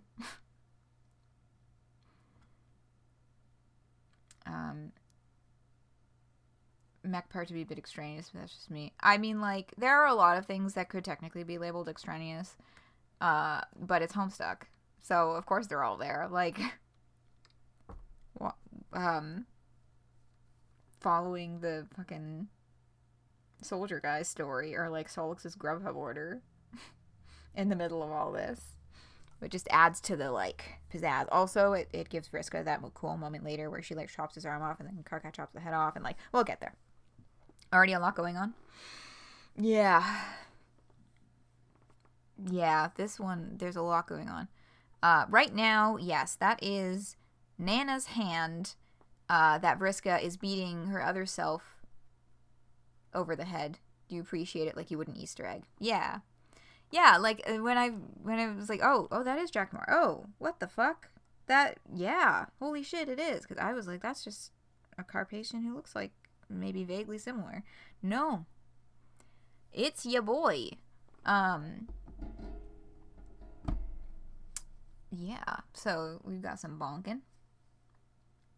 Downgraded to Easter egg, I suppose. So, yeah, these scenes go by really fast. I don't think I comprehended anything about what was going on here, except that Vriska was not being nice to other Vriska.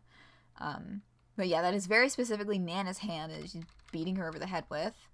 And and then Nana herself. I'm assuming that this is Nana herself. We don't actually see this hand. It's attached to her body, but nobody else is holding it. So I think this is Nana herself feeding Vriska cookies. Like, will you calm the fuck down and stop abusing my floating body parts to beat the shit out of yourself? Yeah, that bap just like smashing cookies into her face. And then this is Vriska with a real gun.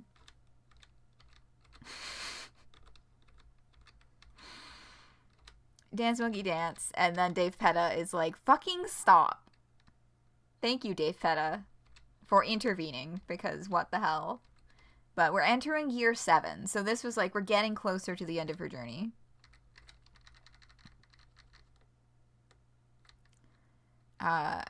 Right, so back in Earth, Jake doing a fucking cool guys don't look at explosions. Walking out of the glows of hope.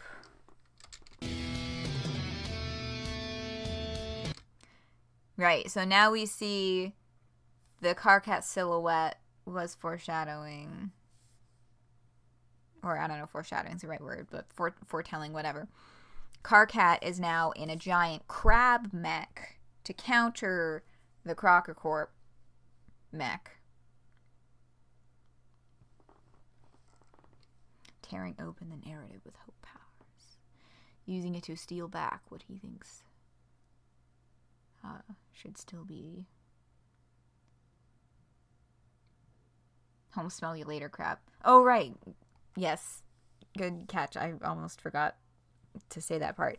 It does have the home smell you later sickle colors on the, like, scythe pinchers, which I do very much love.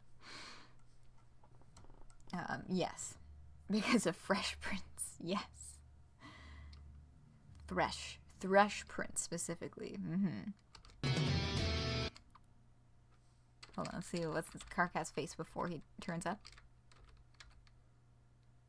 Yeah. Grizzled.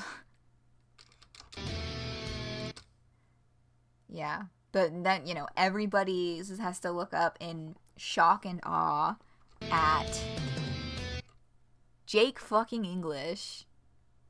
And the fucking angels coming out the sides. Oh, right, I can close this one. We got some stuff here.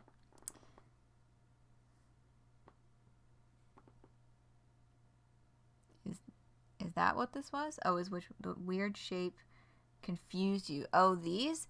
Yeah, if, again, cite and sources. If you go back in is it Hive Bent? I think these panels are in Hive Bent. Oh, yeah, fucking of course they would be, because it was during the troll session, Aridin, panels of Aridin on his planet, you can see these, like, hope angels, in the background, because he has a whole conversation with Karkat about how hard they are to kill, which is a whole other thing. But the point right now is that they are visible in those panels, and I don't remember, they're probably also visible during Jake's hopesplosion in Act 6, Act whatever, when Urania's doing that thing to him and making his brain explode.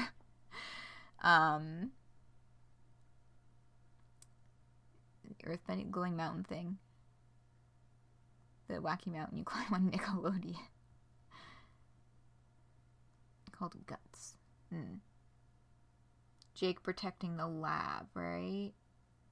Gases the channel. Yeah, so this... yeah, I have these 3 Beyond Canon tabs open for once all of the big explosions have happened, which is like a little bit later. But yes, I promise we will get to everything that what all of the explosions are doing, because so far this is the main one that we've seen. People remember it. Yeah, I am not at the moment. Perhaps it was before my time, but Rose. Oh, very quickly. Yeah. Because she ferried Harry and Vriska away into the ship, but not before they could watch everything that just fucking happened. Like, she covered their eyes to not see Jade getting shot in the head, but other than that, they're like jaws on the floor.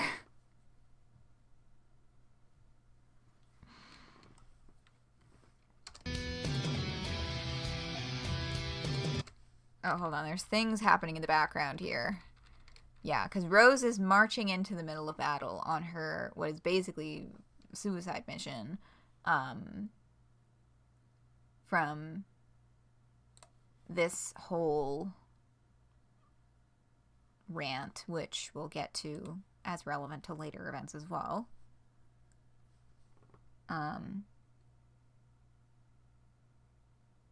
Tabby's sick kick. And they killed a guy. You know, I think that they did. Yup. Now I see it. I keep thinking the laser is coming out of it. Yeah, we'll get to the lasers. Because we do see Jane in the background here. The red laser is shooting the protective bubble, and she's just like mashing that thing, because what the fuck. Okay, I'm just gonna do this now because it's relevant, because here's the thing, right, is we see this one is red, right, and this was their cleverly planted foreshadowing, because this laser's red, but when we look here we see the white hope shield. It's right there, baby. And this big blue laser, different event yet again. This is Vriska, which some people predicted. It does also say, John, get your shit blasted. Yeah, I mean, like, John was, like, right next to the plot point when all of this was happening. So, yeah, shit thoroughly blasted, I'm sure. Regardless of which laser it was that did it. It's definitely happened. But yeah, all 3 different, the color difference was relevant. This was not just stylistic choice. Okay. This bit also goes really fast, kind of confusing. So Jane just like Frankensteined all of these corpses together using her life powers to turn them all into one big guy. That's real fucking cool. Like, the life powers in this really jump out. If the rubies fuse into Mega Ruby. Yeah. So you thought the Matrix Revolution was gonna end? How? I mean, life powers is kind of all we got. I guess there might be something specific to the maid class, but maybe not.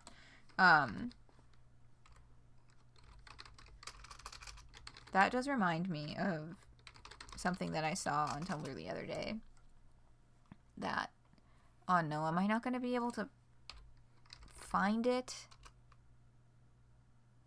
No. Haha, I got it.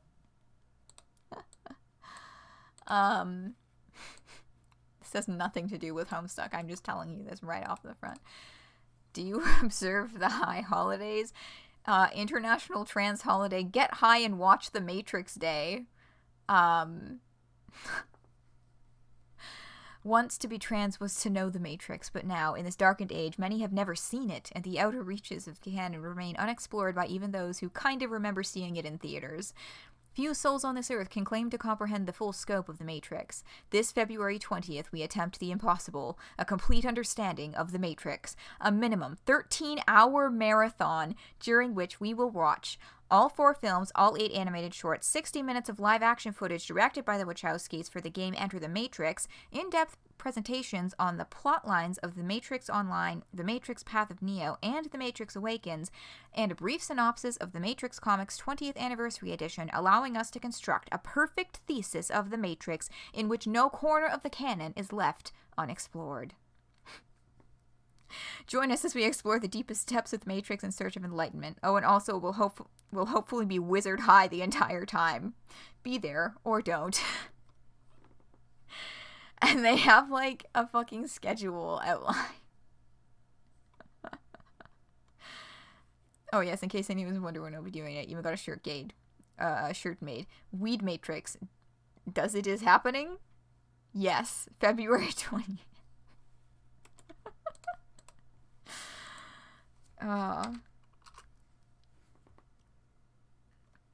I mean, technically you could just do this whenever you feel like, but I suppose, I didn't look this up, but I suppose the significance of February 20th was that the release day of the original movie or something? Life powers can just do that? Powers are kind of just bullshit. They're what serves the narrative best.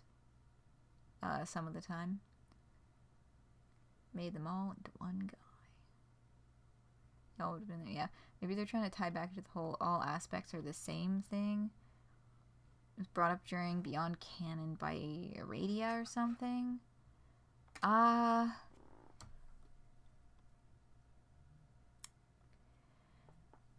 you remembering the conversation that... Because I don't know if that was Aradia. It was a conversation that Calliope had with Jade? Maybe you're completely making that up. It sounds vaguely reminiscent of the conversation that Calliope had with Jade when they finally, like, formally meet, and they have that whole conversation about, like, the aspects kind of melting together on the edges of paradox space, I think. But I'm also a little fuzzy on the rest of that conversation. So, grain of salt. But yeah, these explosions.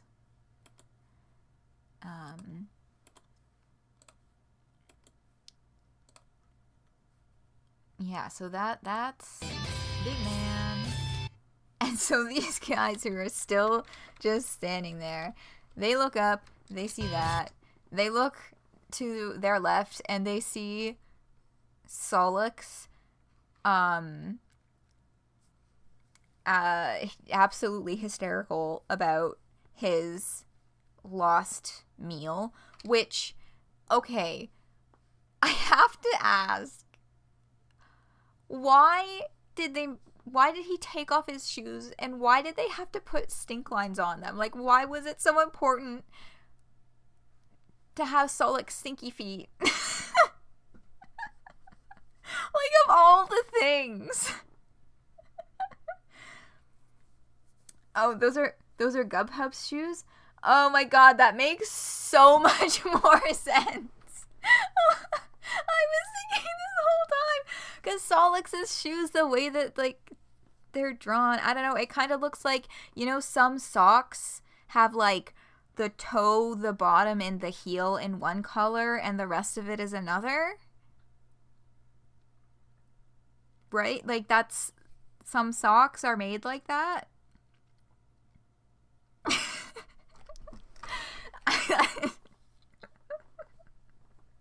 Oh my god. No, that Solix is wearing... Yeah, he's wearing... Yes, like his house slippers. Oh my god, now I have to see... Do we see his fucking feet in those earlier panels? Just for funsies. No, Solix doesn't. We gotta...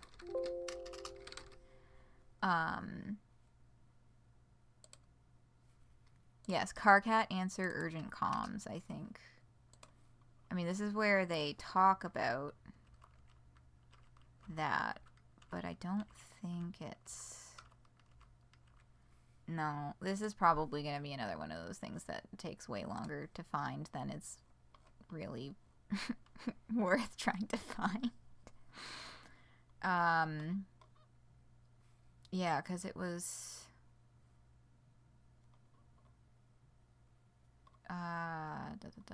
Right, here, because we get... Yeah, there they are! Solix in his white house slippers. Yeah, like it could be lines for being vaporized, but also maybe Gubhub just also had stinky feet. Whoops, I didn't mean to like remove that entirely.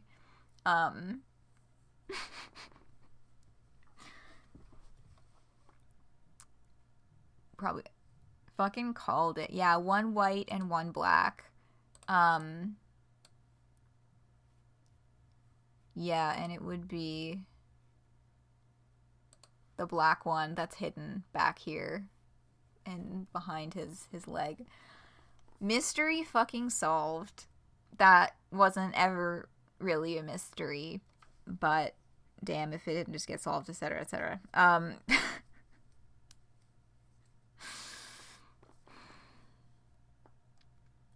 That's really fucking funny. God, I can't believe I was just like, why did they make him have stinky feet? No! Okay. So that is what remains of Gubhub Deliver. See, this is why these conversations are so fucking important to have.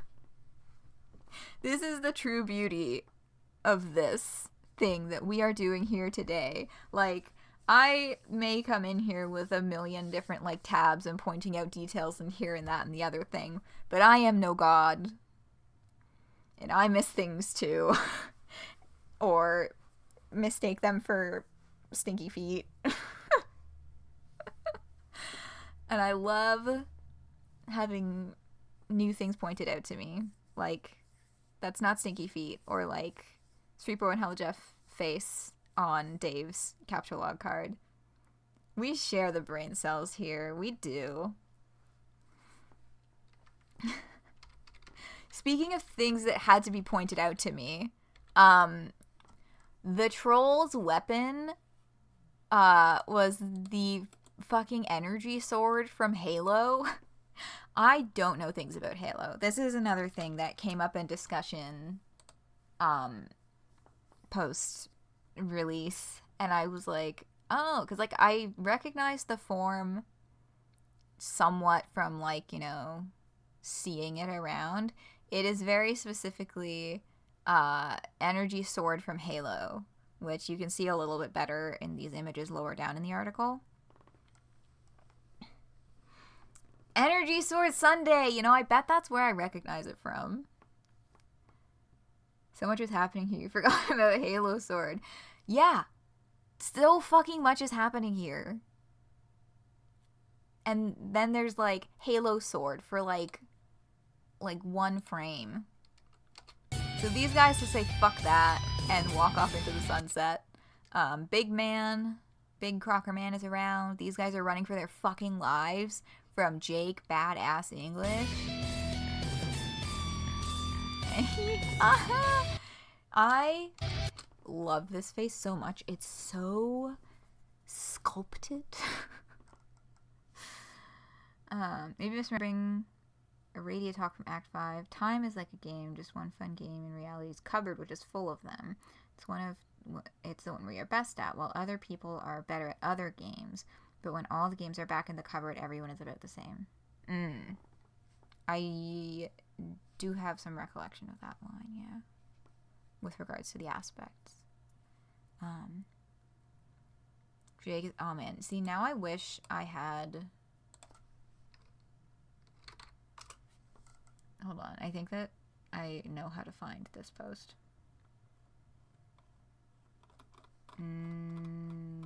No.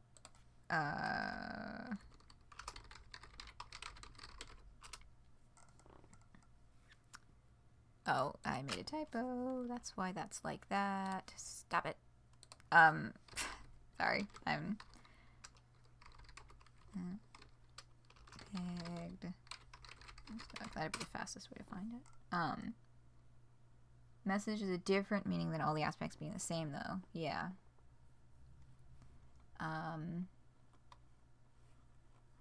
I'm thinking of someone drew this really funny picture of, like, Jake standing right in front. Oh, fuck yeah, I found it.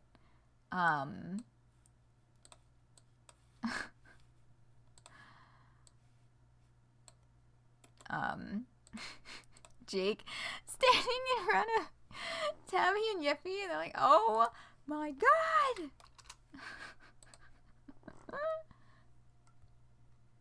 Kind of looks like Freddie Mercury. Classic Homestuck cartoon too. Very much has that look to it. Yeah, it's so good. So exquisite. Driving so hard through the paint town. But yeah, this was good.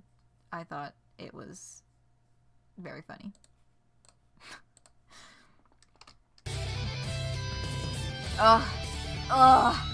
Rosa.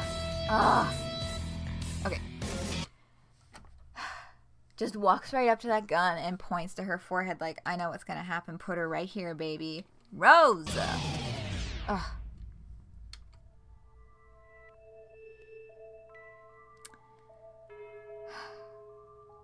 So, here we get. Okay, this was why I pulled out my paper copy of the epilogues. Because I was like trying to remember when and how Vriska got this phone, and I was pretty sure I was remembering it correctly, but I wanted to find the source for it.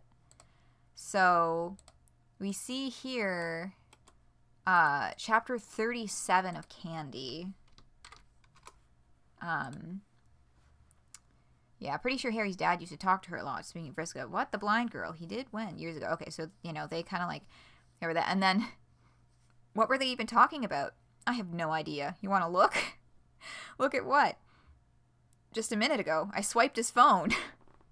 You stole John's phone? Yeah, I steal stuff sometimes. Half it's probably just in my DNA. So Vriska stole John's phone, which would have happened here at the end of Candy 34. That was the last time that they were in the same place. John was distracted trying to stop Vriska from finding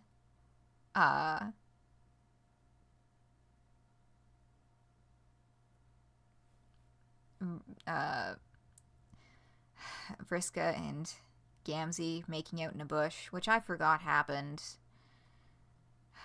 And I would like to forget it again, frankly. But John was a little preoccupied in this moment. Anyway, Vriska stole John's phone, and in this conversation, after all the fucking Gamzee stuff happened and Gamzee's dead and they're resting on his corpse, she gives it to Vriska. who, you know, you can contact her. So, hey, Terzi, this isn't John, it's Vriska. This.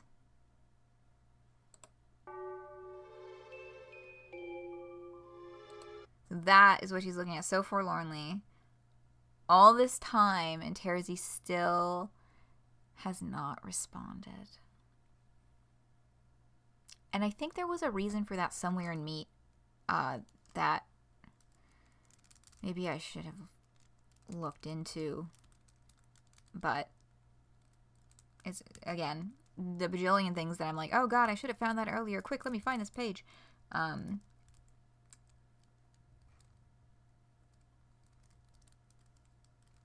Plot hole? How is it plot hole?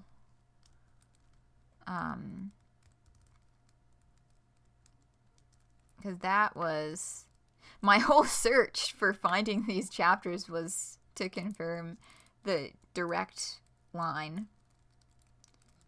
Oh, because John has his phone earlier when he talks to Karkat.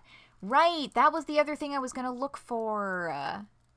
Shit, you're so fucking right. I actually had the thought of looking through the comic to see if we ever see John with his phone again. Because I was like, is that, or is that not? Like, because it's just been a while since I looked at those early panels. But, yeah. Put another one in the pile. Yeah, like, we could just hand wave and say that he has multiple phones, whatever. Like, maybe there's, like, his secret phone that he never updates, and then his regular phone that he, the number that he actually gives people, and the one that he has in his pocket just for talking to Terzi. I don't know. I think that's a plausible enough explanation that I think that will be my headcanon for why this works the way that it is. Because he was really secretive about the fact that he was still in contact with Terzi. So that is an explanation that I feel like makes sense.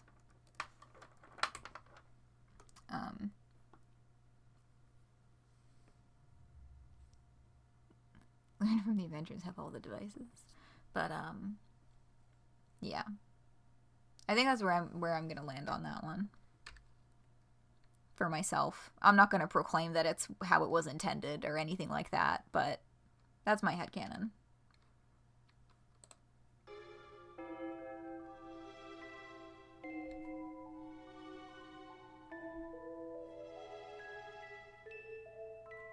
Oof. She's so used to being beaten up by her that she's cringing back, but not this time. She's made peace. And Jade scolding him for not having multiple computers. Yeah. That's such a good Dave Beta. And mission accomplished. Boom! Oh, and in that moment, the whole comic flashes, and Terzi with the coin. 5 on you at all times. Yeah. My brain is failing at the words to describe specifically the importance of Terzi appearing there with the coin, but I know that it's really fucking important. You know what I mean? When you're like, wow, I know this is really significant, but like I don't know how to describe it.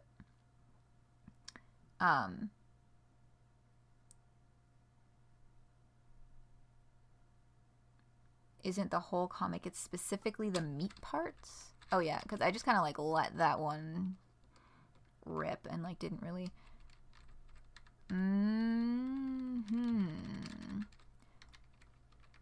yes, this is all meat. Okay, so that's the connection to Terzi, at least partly. Because she was in the plot hole, which is the connection to the outside. So upon completing Hell Tier, she has now properly connected to outside of the black hole, aka meat. world. Fun theme park idea. Still don't actually know what the plot point fully does. Yeah, that has, remained to be a mystery, but I think that's what's happening here.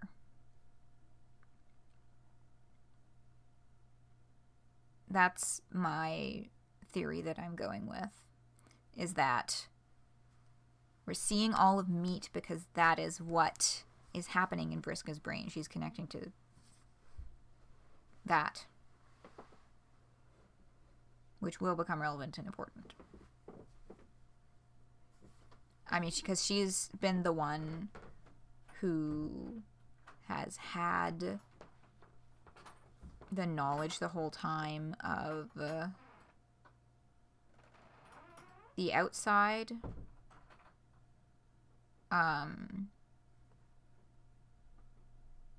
But not in this capacity.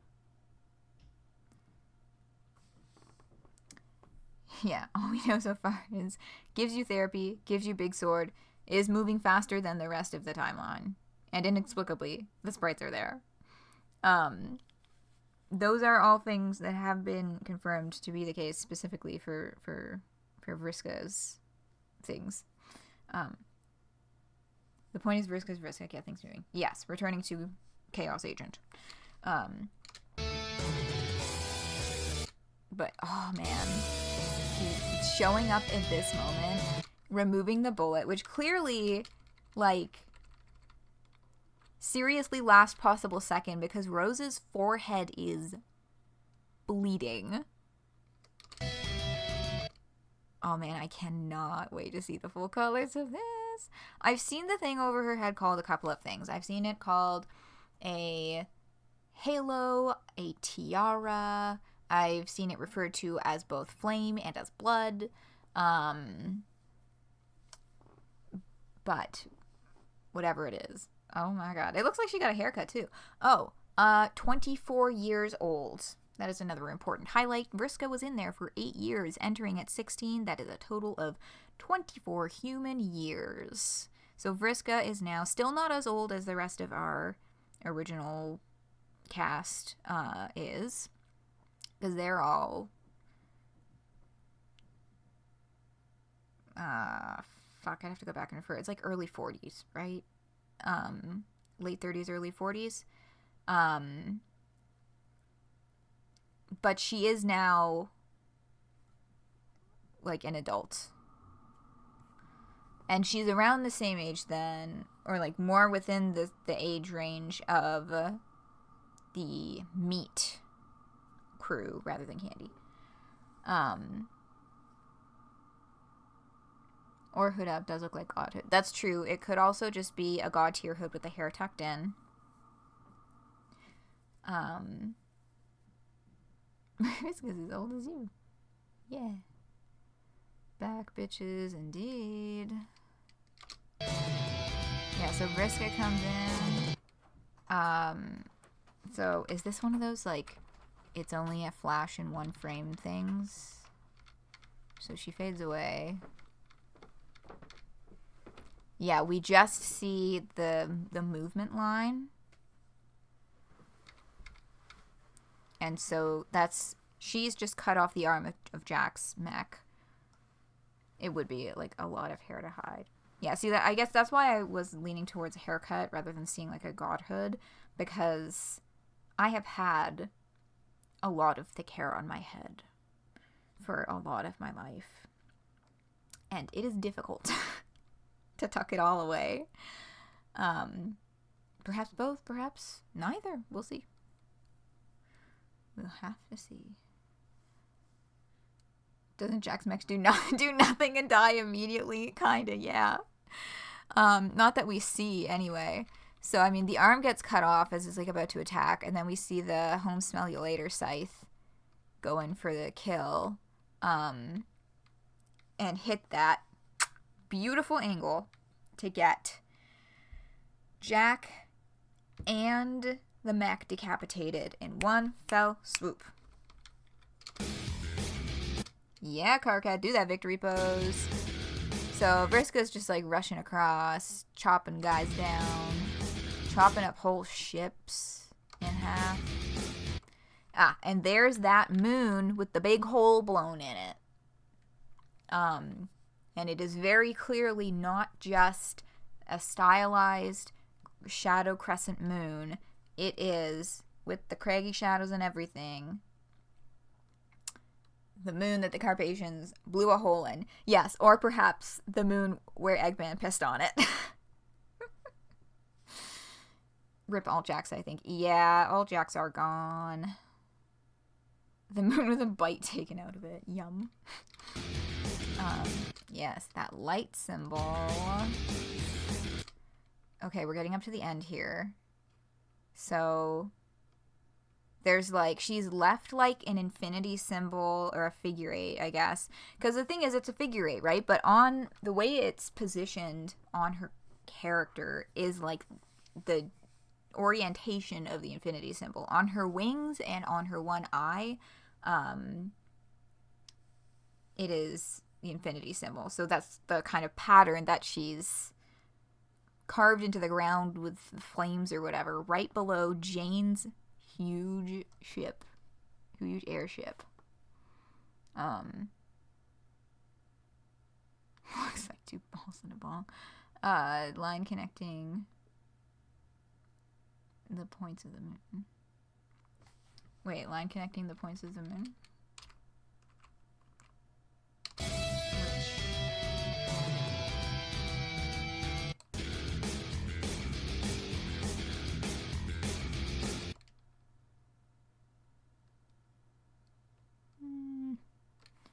I'm not sure I'm seeing which lines you're specifically referring to.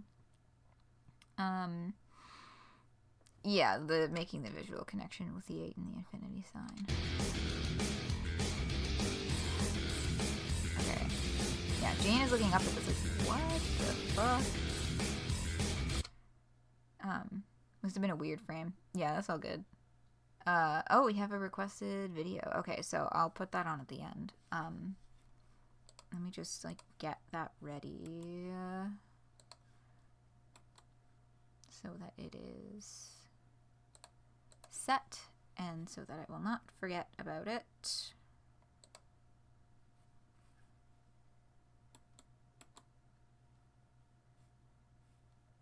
Okay. Shh. I paused you. Don't do that.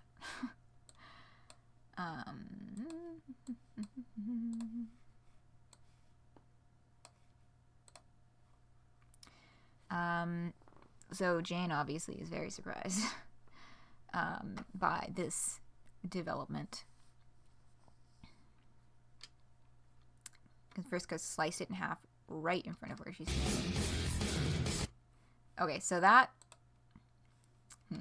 Okay, first, I love the dramatic zoom in on just the very sharp pixel drawing. This. Like, I feel like this is important enough that maybe it should have been given a few more frames. But, frame by frame, Vriska comes up to Jane and off with her head. You cannot, it's one frame, you cannot see this just playing the animation normally. Powerful enough to beat Jane's God tier in life powers? Tune in next time. Giving her a look, yes. Yeah, we'll have to see if this sticks. We'll have to see if this sticks or not. Don't know what the hex emotes are from. They sure have niche uses, yeah. Yeah, this point I don't think anything sticks in the Candy timeline. Yeah, I don't know. I saw a couple of people come up with this theory in like entirely different unrelated contexts of wouldn't it be funny if Jane was just a talking head now? Yeah, I mean, we've seen her life powers do some pretty wild things, but being beheaded, will this be a just death? Or will she find some way to life powers BS her way out of this before she actually dies? I don't know. Being beheaded seems like you wouldn't have time for that. End up like Lord Snow and become a Futurama head in a jar. Futurama head in a jar was what one of those posts was, yeah. Maybe they're free. Turn Jane into potato eyes. You'd think that candy would be pretty sticky. Yeah, somehow Jane returned. Consider the possibility that it does. Yeah, I mean, like, this seems pretty final. On to the next step. How can we kill Vriska? Oh man, I think I don't know about that. I don't know about that being possible. I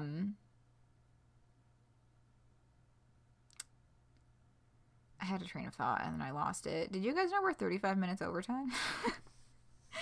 Been a while since we've had one of these, but we are running over, baby. Which is fine. I'll close this out properly still, but yeah, that's the state of affairs. So, okay, nobody has died of the main cast except for maybe Jane. Like, Jade's back and all that. How many of her 8 lives has she used? Good for you. A less than 5-minute video. How did we? Well, it's dense as shit, and it's my streams. Like, it's Tangent City over here. A lot of fake outs, no real deaths so far. Yeah. Well, because the thing, like, I've seen some discussions of Jane's death in the context of Meet Jane, because it has been said on numerous occasions by James that the Patreon bonus comics that are now available for anyone to read for free, that are all kind of marked as like indefinite hiatus or whatever, they are going to actually be looped into the story at some point. Like the conversation that happened during the visual novel between Dave Petta and Jaspros, where it was, Jaspros is in Midnight City. That's the name of it, right? I'm doubting myself on that one, but I think that's it. With Meet Jane and Jake and Meet Dad, doing that whole, like, redemption thing or whatever. So we do still have a Jane, and she might get taken in the direction of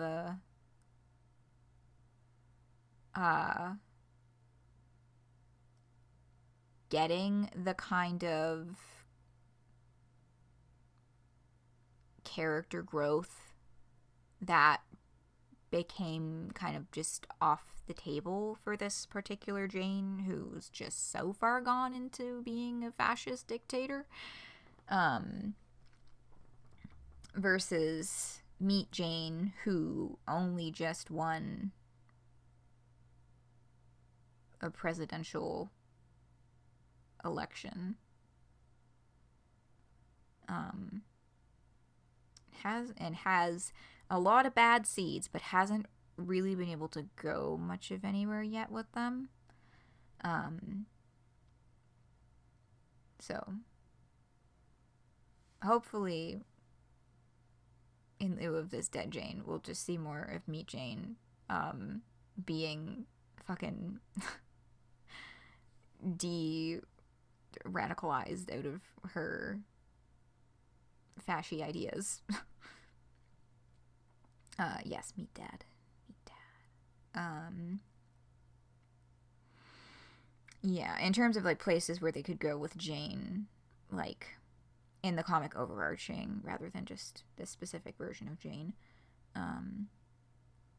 Yeah, Jake just had a pretty big moment. And Rose, oh right, I never went back to that, because, like, Rose is shocked to see Vriska. Nobody saw Vriska coming because the plot point was a hole in her knowledge. I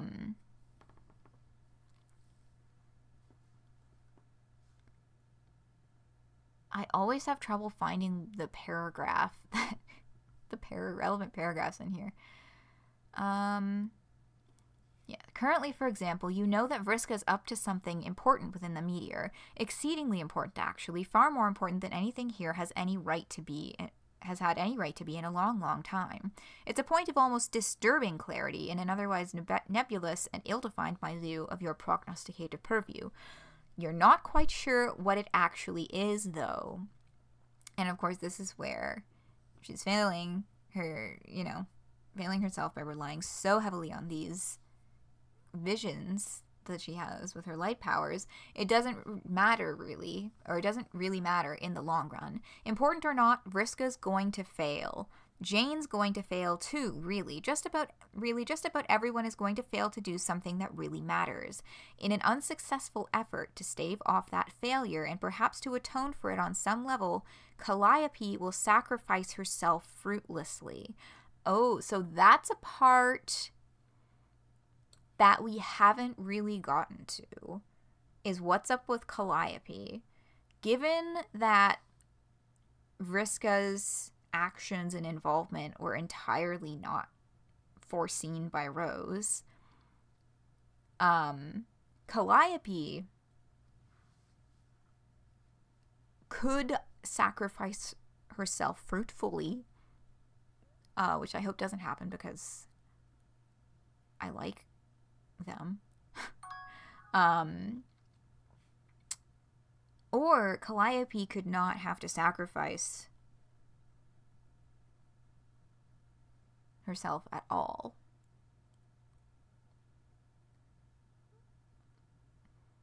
Like, Rose has kind of correctly pinpointed the big players, but not their actions with this. Right, because she's, you're going to be shot in the head, bullet running deep in your gray matter, jamming up the works of conditional immortality, leaving you confined to a hospital bed. Wrong. Getting her shit blasted? Well, I mean, yeah, because it was Calliope and John and Roxy that were all standing right next to the plot point when Vriska came out of it. So I guess, yeah, it could be possible she got her shit blasted because John, get your shit blasted, was like a page, and there were other people standing within like 3 feet of him. So that is also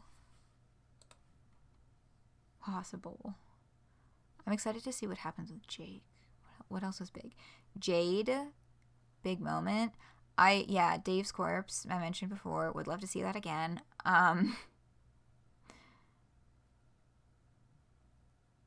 Yeah, Solix. Fucking Solix. But yeah, that's it. We made it. We fucking made it.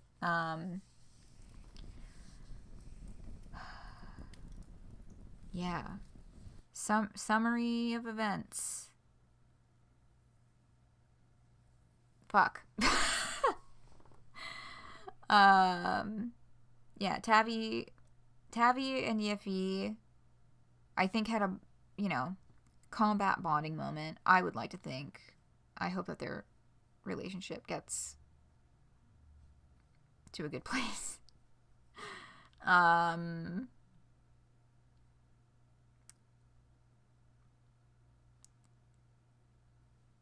Yeah, they had, like, Tabby knocked the missile out of the way, and Yiffy didn't die. That's kind of the beginning and end of them in this. Kanaya as well kicked some ass. Didn't really have a major part to play. Mina was blasting life powers all over the place. Carcat got to kick some ass. Gubhub died. Solix tragically did not get his food. Those two guys gave up the fight and walked off arm in arm into the sunset. Love that for them.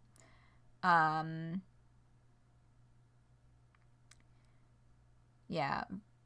Vriska, I'll leave to the end. Hold on. I'm like skimming with the viewfinder. Oh, right. There was that tense moment between Kanaya and Yiffy on the field. That was big. Jake hope blasted and protected them all from Jane's big laser. Jane, big laser, lots of life powers happening. Probably dead. Jade, not dead. Poggies. I think, and Vriska, Rose, also not dead, also not in a coma, also Poggies. And Vriska beat therapy hell and got out. Other asides include the sprites might still be in the plot point. Can't be sure. Can't be 100% sure of that. Jack Noir is like dead. Harry and Yiffy will have to scrape their fucking jaws off the floor with a fucking scraper. Yeah, John, Roxy, and Calliope probably just got their shit blasted.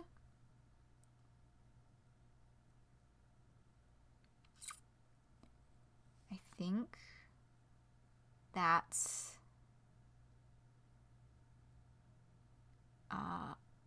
pretty much covers it. All that for like a 2-minute summary, or like a 1-minute summary even. Well, yeah, what is Rose's deal?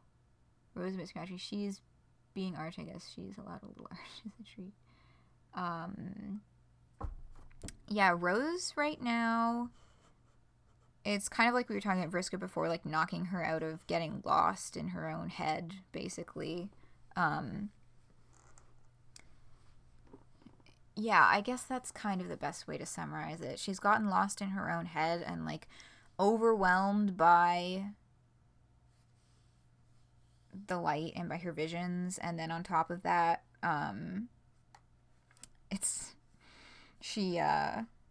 her wife is very mad at her. So she's got a lot of like heavy things in her head, and she's lost in them, and she just wants to, I think anyway, that she's using the coma again to get away from problems she doesn't know how to deal with, the same way that she was using alcohol. Yeah, no major casualties as far as we know, except for Gubhub Deliver, RIP. John and Roxy have gone to perfection. Calliope still has the Ring of Life, right? They're fine. Does Calliope have the Ring of Life? Mina has the Ring of Life in Candy, and there can only be one at a time, right?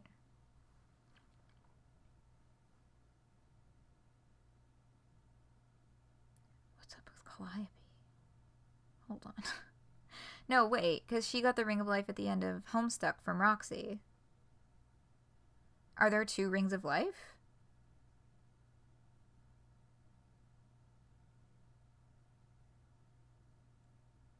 Hold on.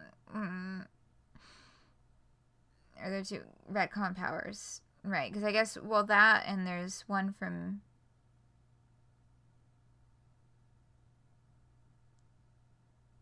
one from each session, like pre-retcon and post-retcon floating around, then that would be, right? Just assume the plot point doesn't damage the people around it, but it's flashy. Yeah, it could also be that that big flash didn't actually damage them other than maybe eliminating their vision for a time. Because bright light. Oh, Corencio, you're so fucking right. Yeah, we're done here. It's 12:50. We're the biggest end distraction of them all. I am gonna just wrap up addressing the rest of things in chat, and then we're done. So, Candy Rose is currently the same place that Meat Dirk was in, where she hasn't really done anything wrong. She's just kind of being antagonistic and nihilistic. Yeah, and having like god tier powers issues, kind of thing.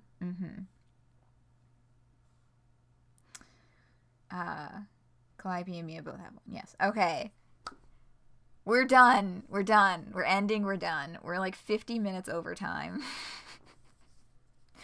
And could probably keep theorizing and speculating and discussing for another 50 minutes. But Corencio has in fact redeemed the 60,000 channel point end stream reward. So, we are finished here. I'm closing the tab.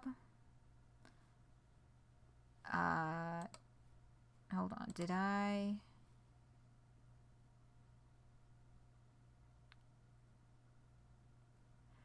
I'm gonna have to reopen for one. Okay. I didn't put the link to the YouTube mirror in the description, and I probably should, because it's there's unofficial mirrors. The official one though is unlisted. It's linked on like some of the socials, but it's an unlisted video, so you can't just go on the channel to find it, but this is the official one. So I'll link it in the description. I just need to find, I'll when I do the editing stuff, I'll look through and I'll find where to slot it into the list. Okay. Thank you all for joining me on this long and exciting journey. I feel like we did a really great job together of wringing out that flash for all it's worth, and we could have kept going, clearly. But that is all for now. I will be looking forward to when we get to do the next Homestuck Beyond Canon stream, which may or may not be the official actual like end of Act 1. We shall see, but we're very close either way. Until then, though, Chicory! I am streaming Chicory, a Colourful Tale, which is a lovely little puzzle platformer with a lovely little message. It is very fun. And we make art together. You can see the clips from that on my YouTube channel. I've been posting all of the parts of stream, just the parts where we have to do some painting on a canvas and do some collaborative art making. It's a phrase that I've been using a lot. I just happen to like it. I just happen to have an educational background in that. But yes, that will be next weekend's stream. We'll be back to Chicory. Until the next Beyond Canon. On that note, thank you all so much for joining me this evening. Wonderful discussions. Wonderful chattins. Love when things get lively. I will be seeing you all around the internet. Remember, I am on Blue Sky now, so that is where you can find me for streamy things, as well as, you know, I mean, my Tumblr is linked in a bunch of the description stuff. But I will be generally around. This will be up on YouTube in a few days, probably. But for now, have a great week. I hope you have a good week where things are just kind of chill and go okay. Even, you know, I hope things go great, but if they don't go great, I hope that they're just okay and not bad. Which sometimes that's all you can really hope for, right? Yeah, have a good week, everyone. I will see you all around the internet, and see you next weekend for more Chicory. Thank you and good night.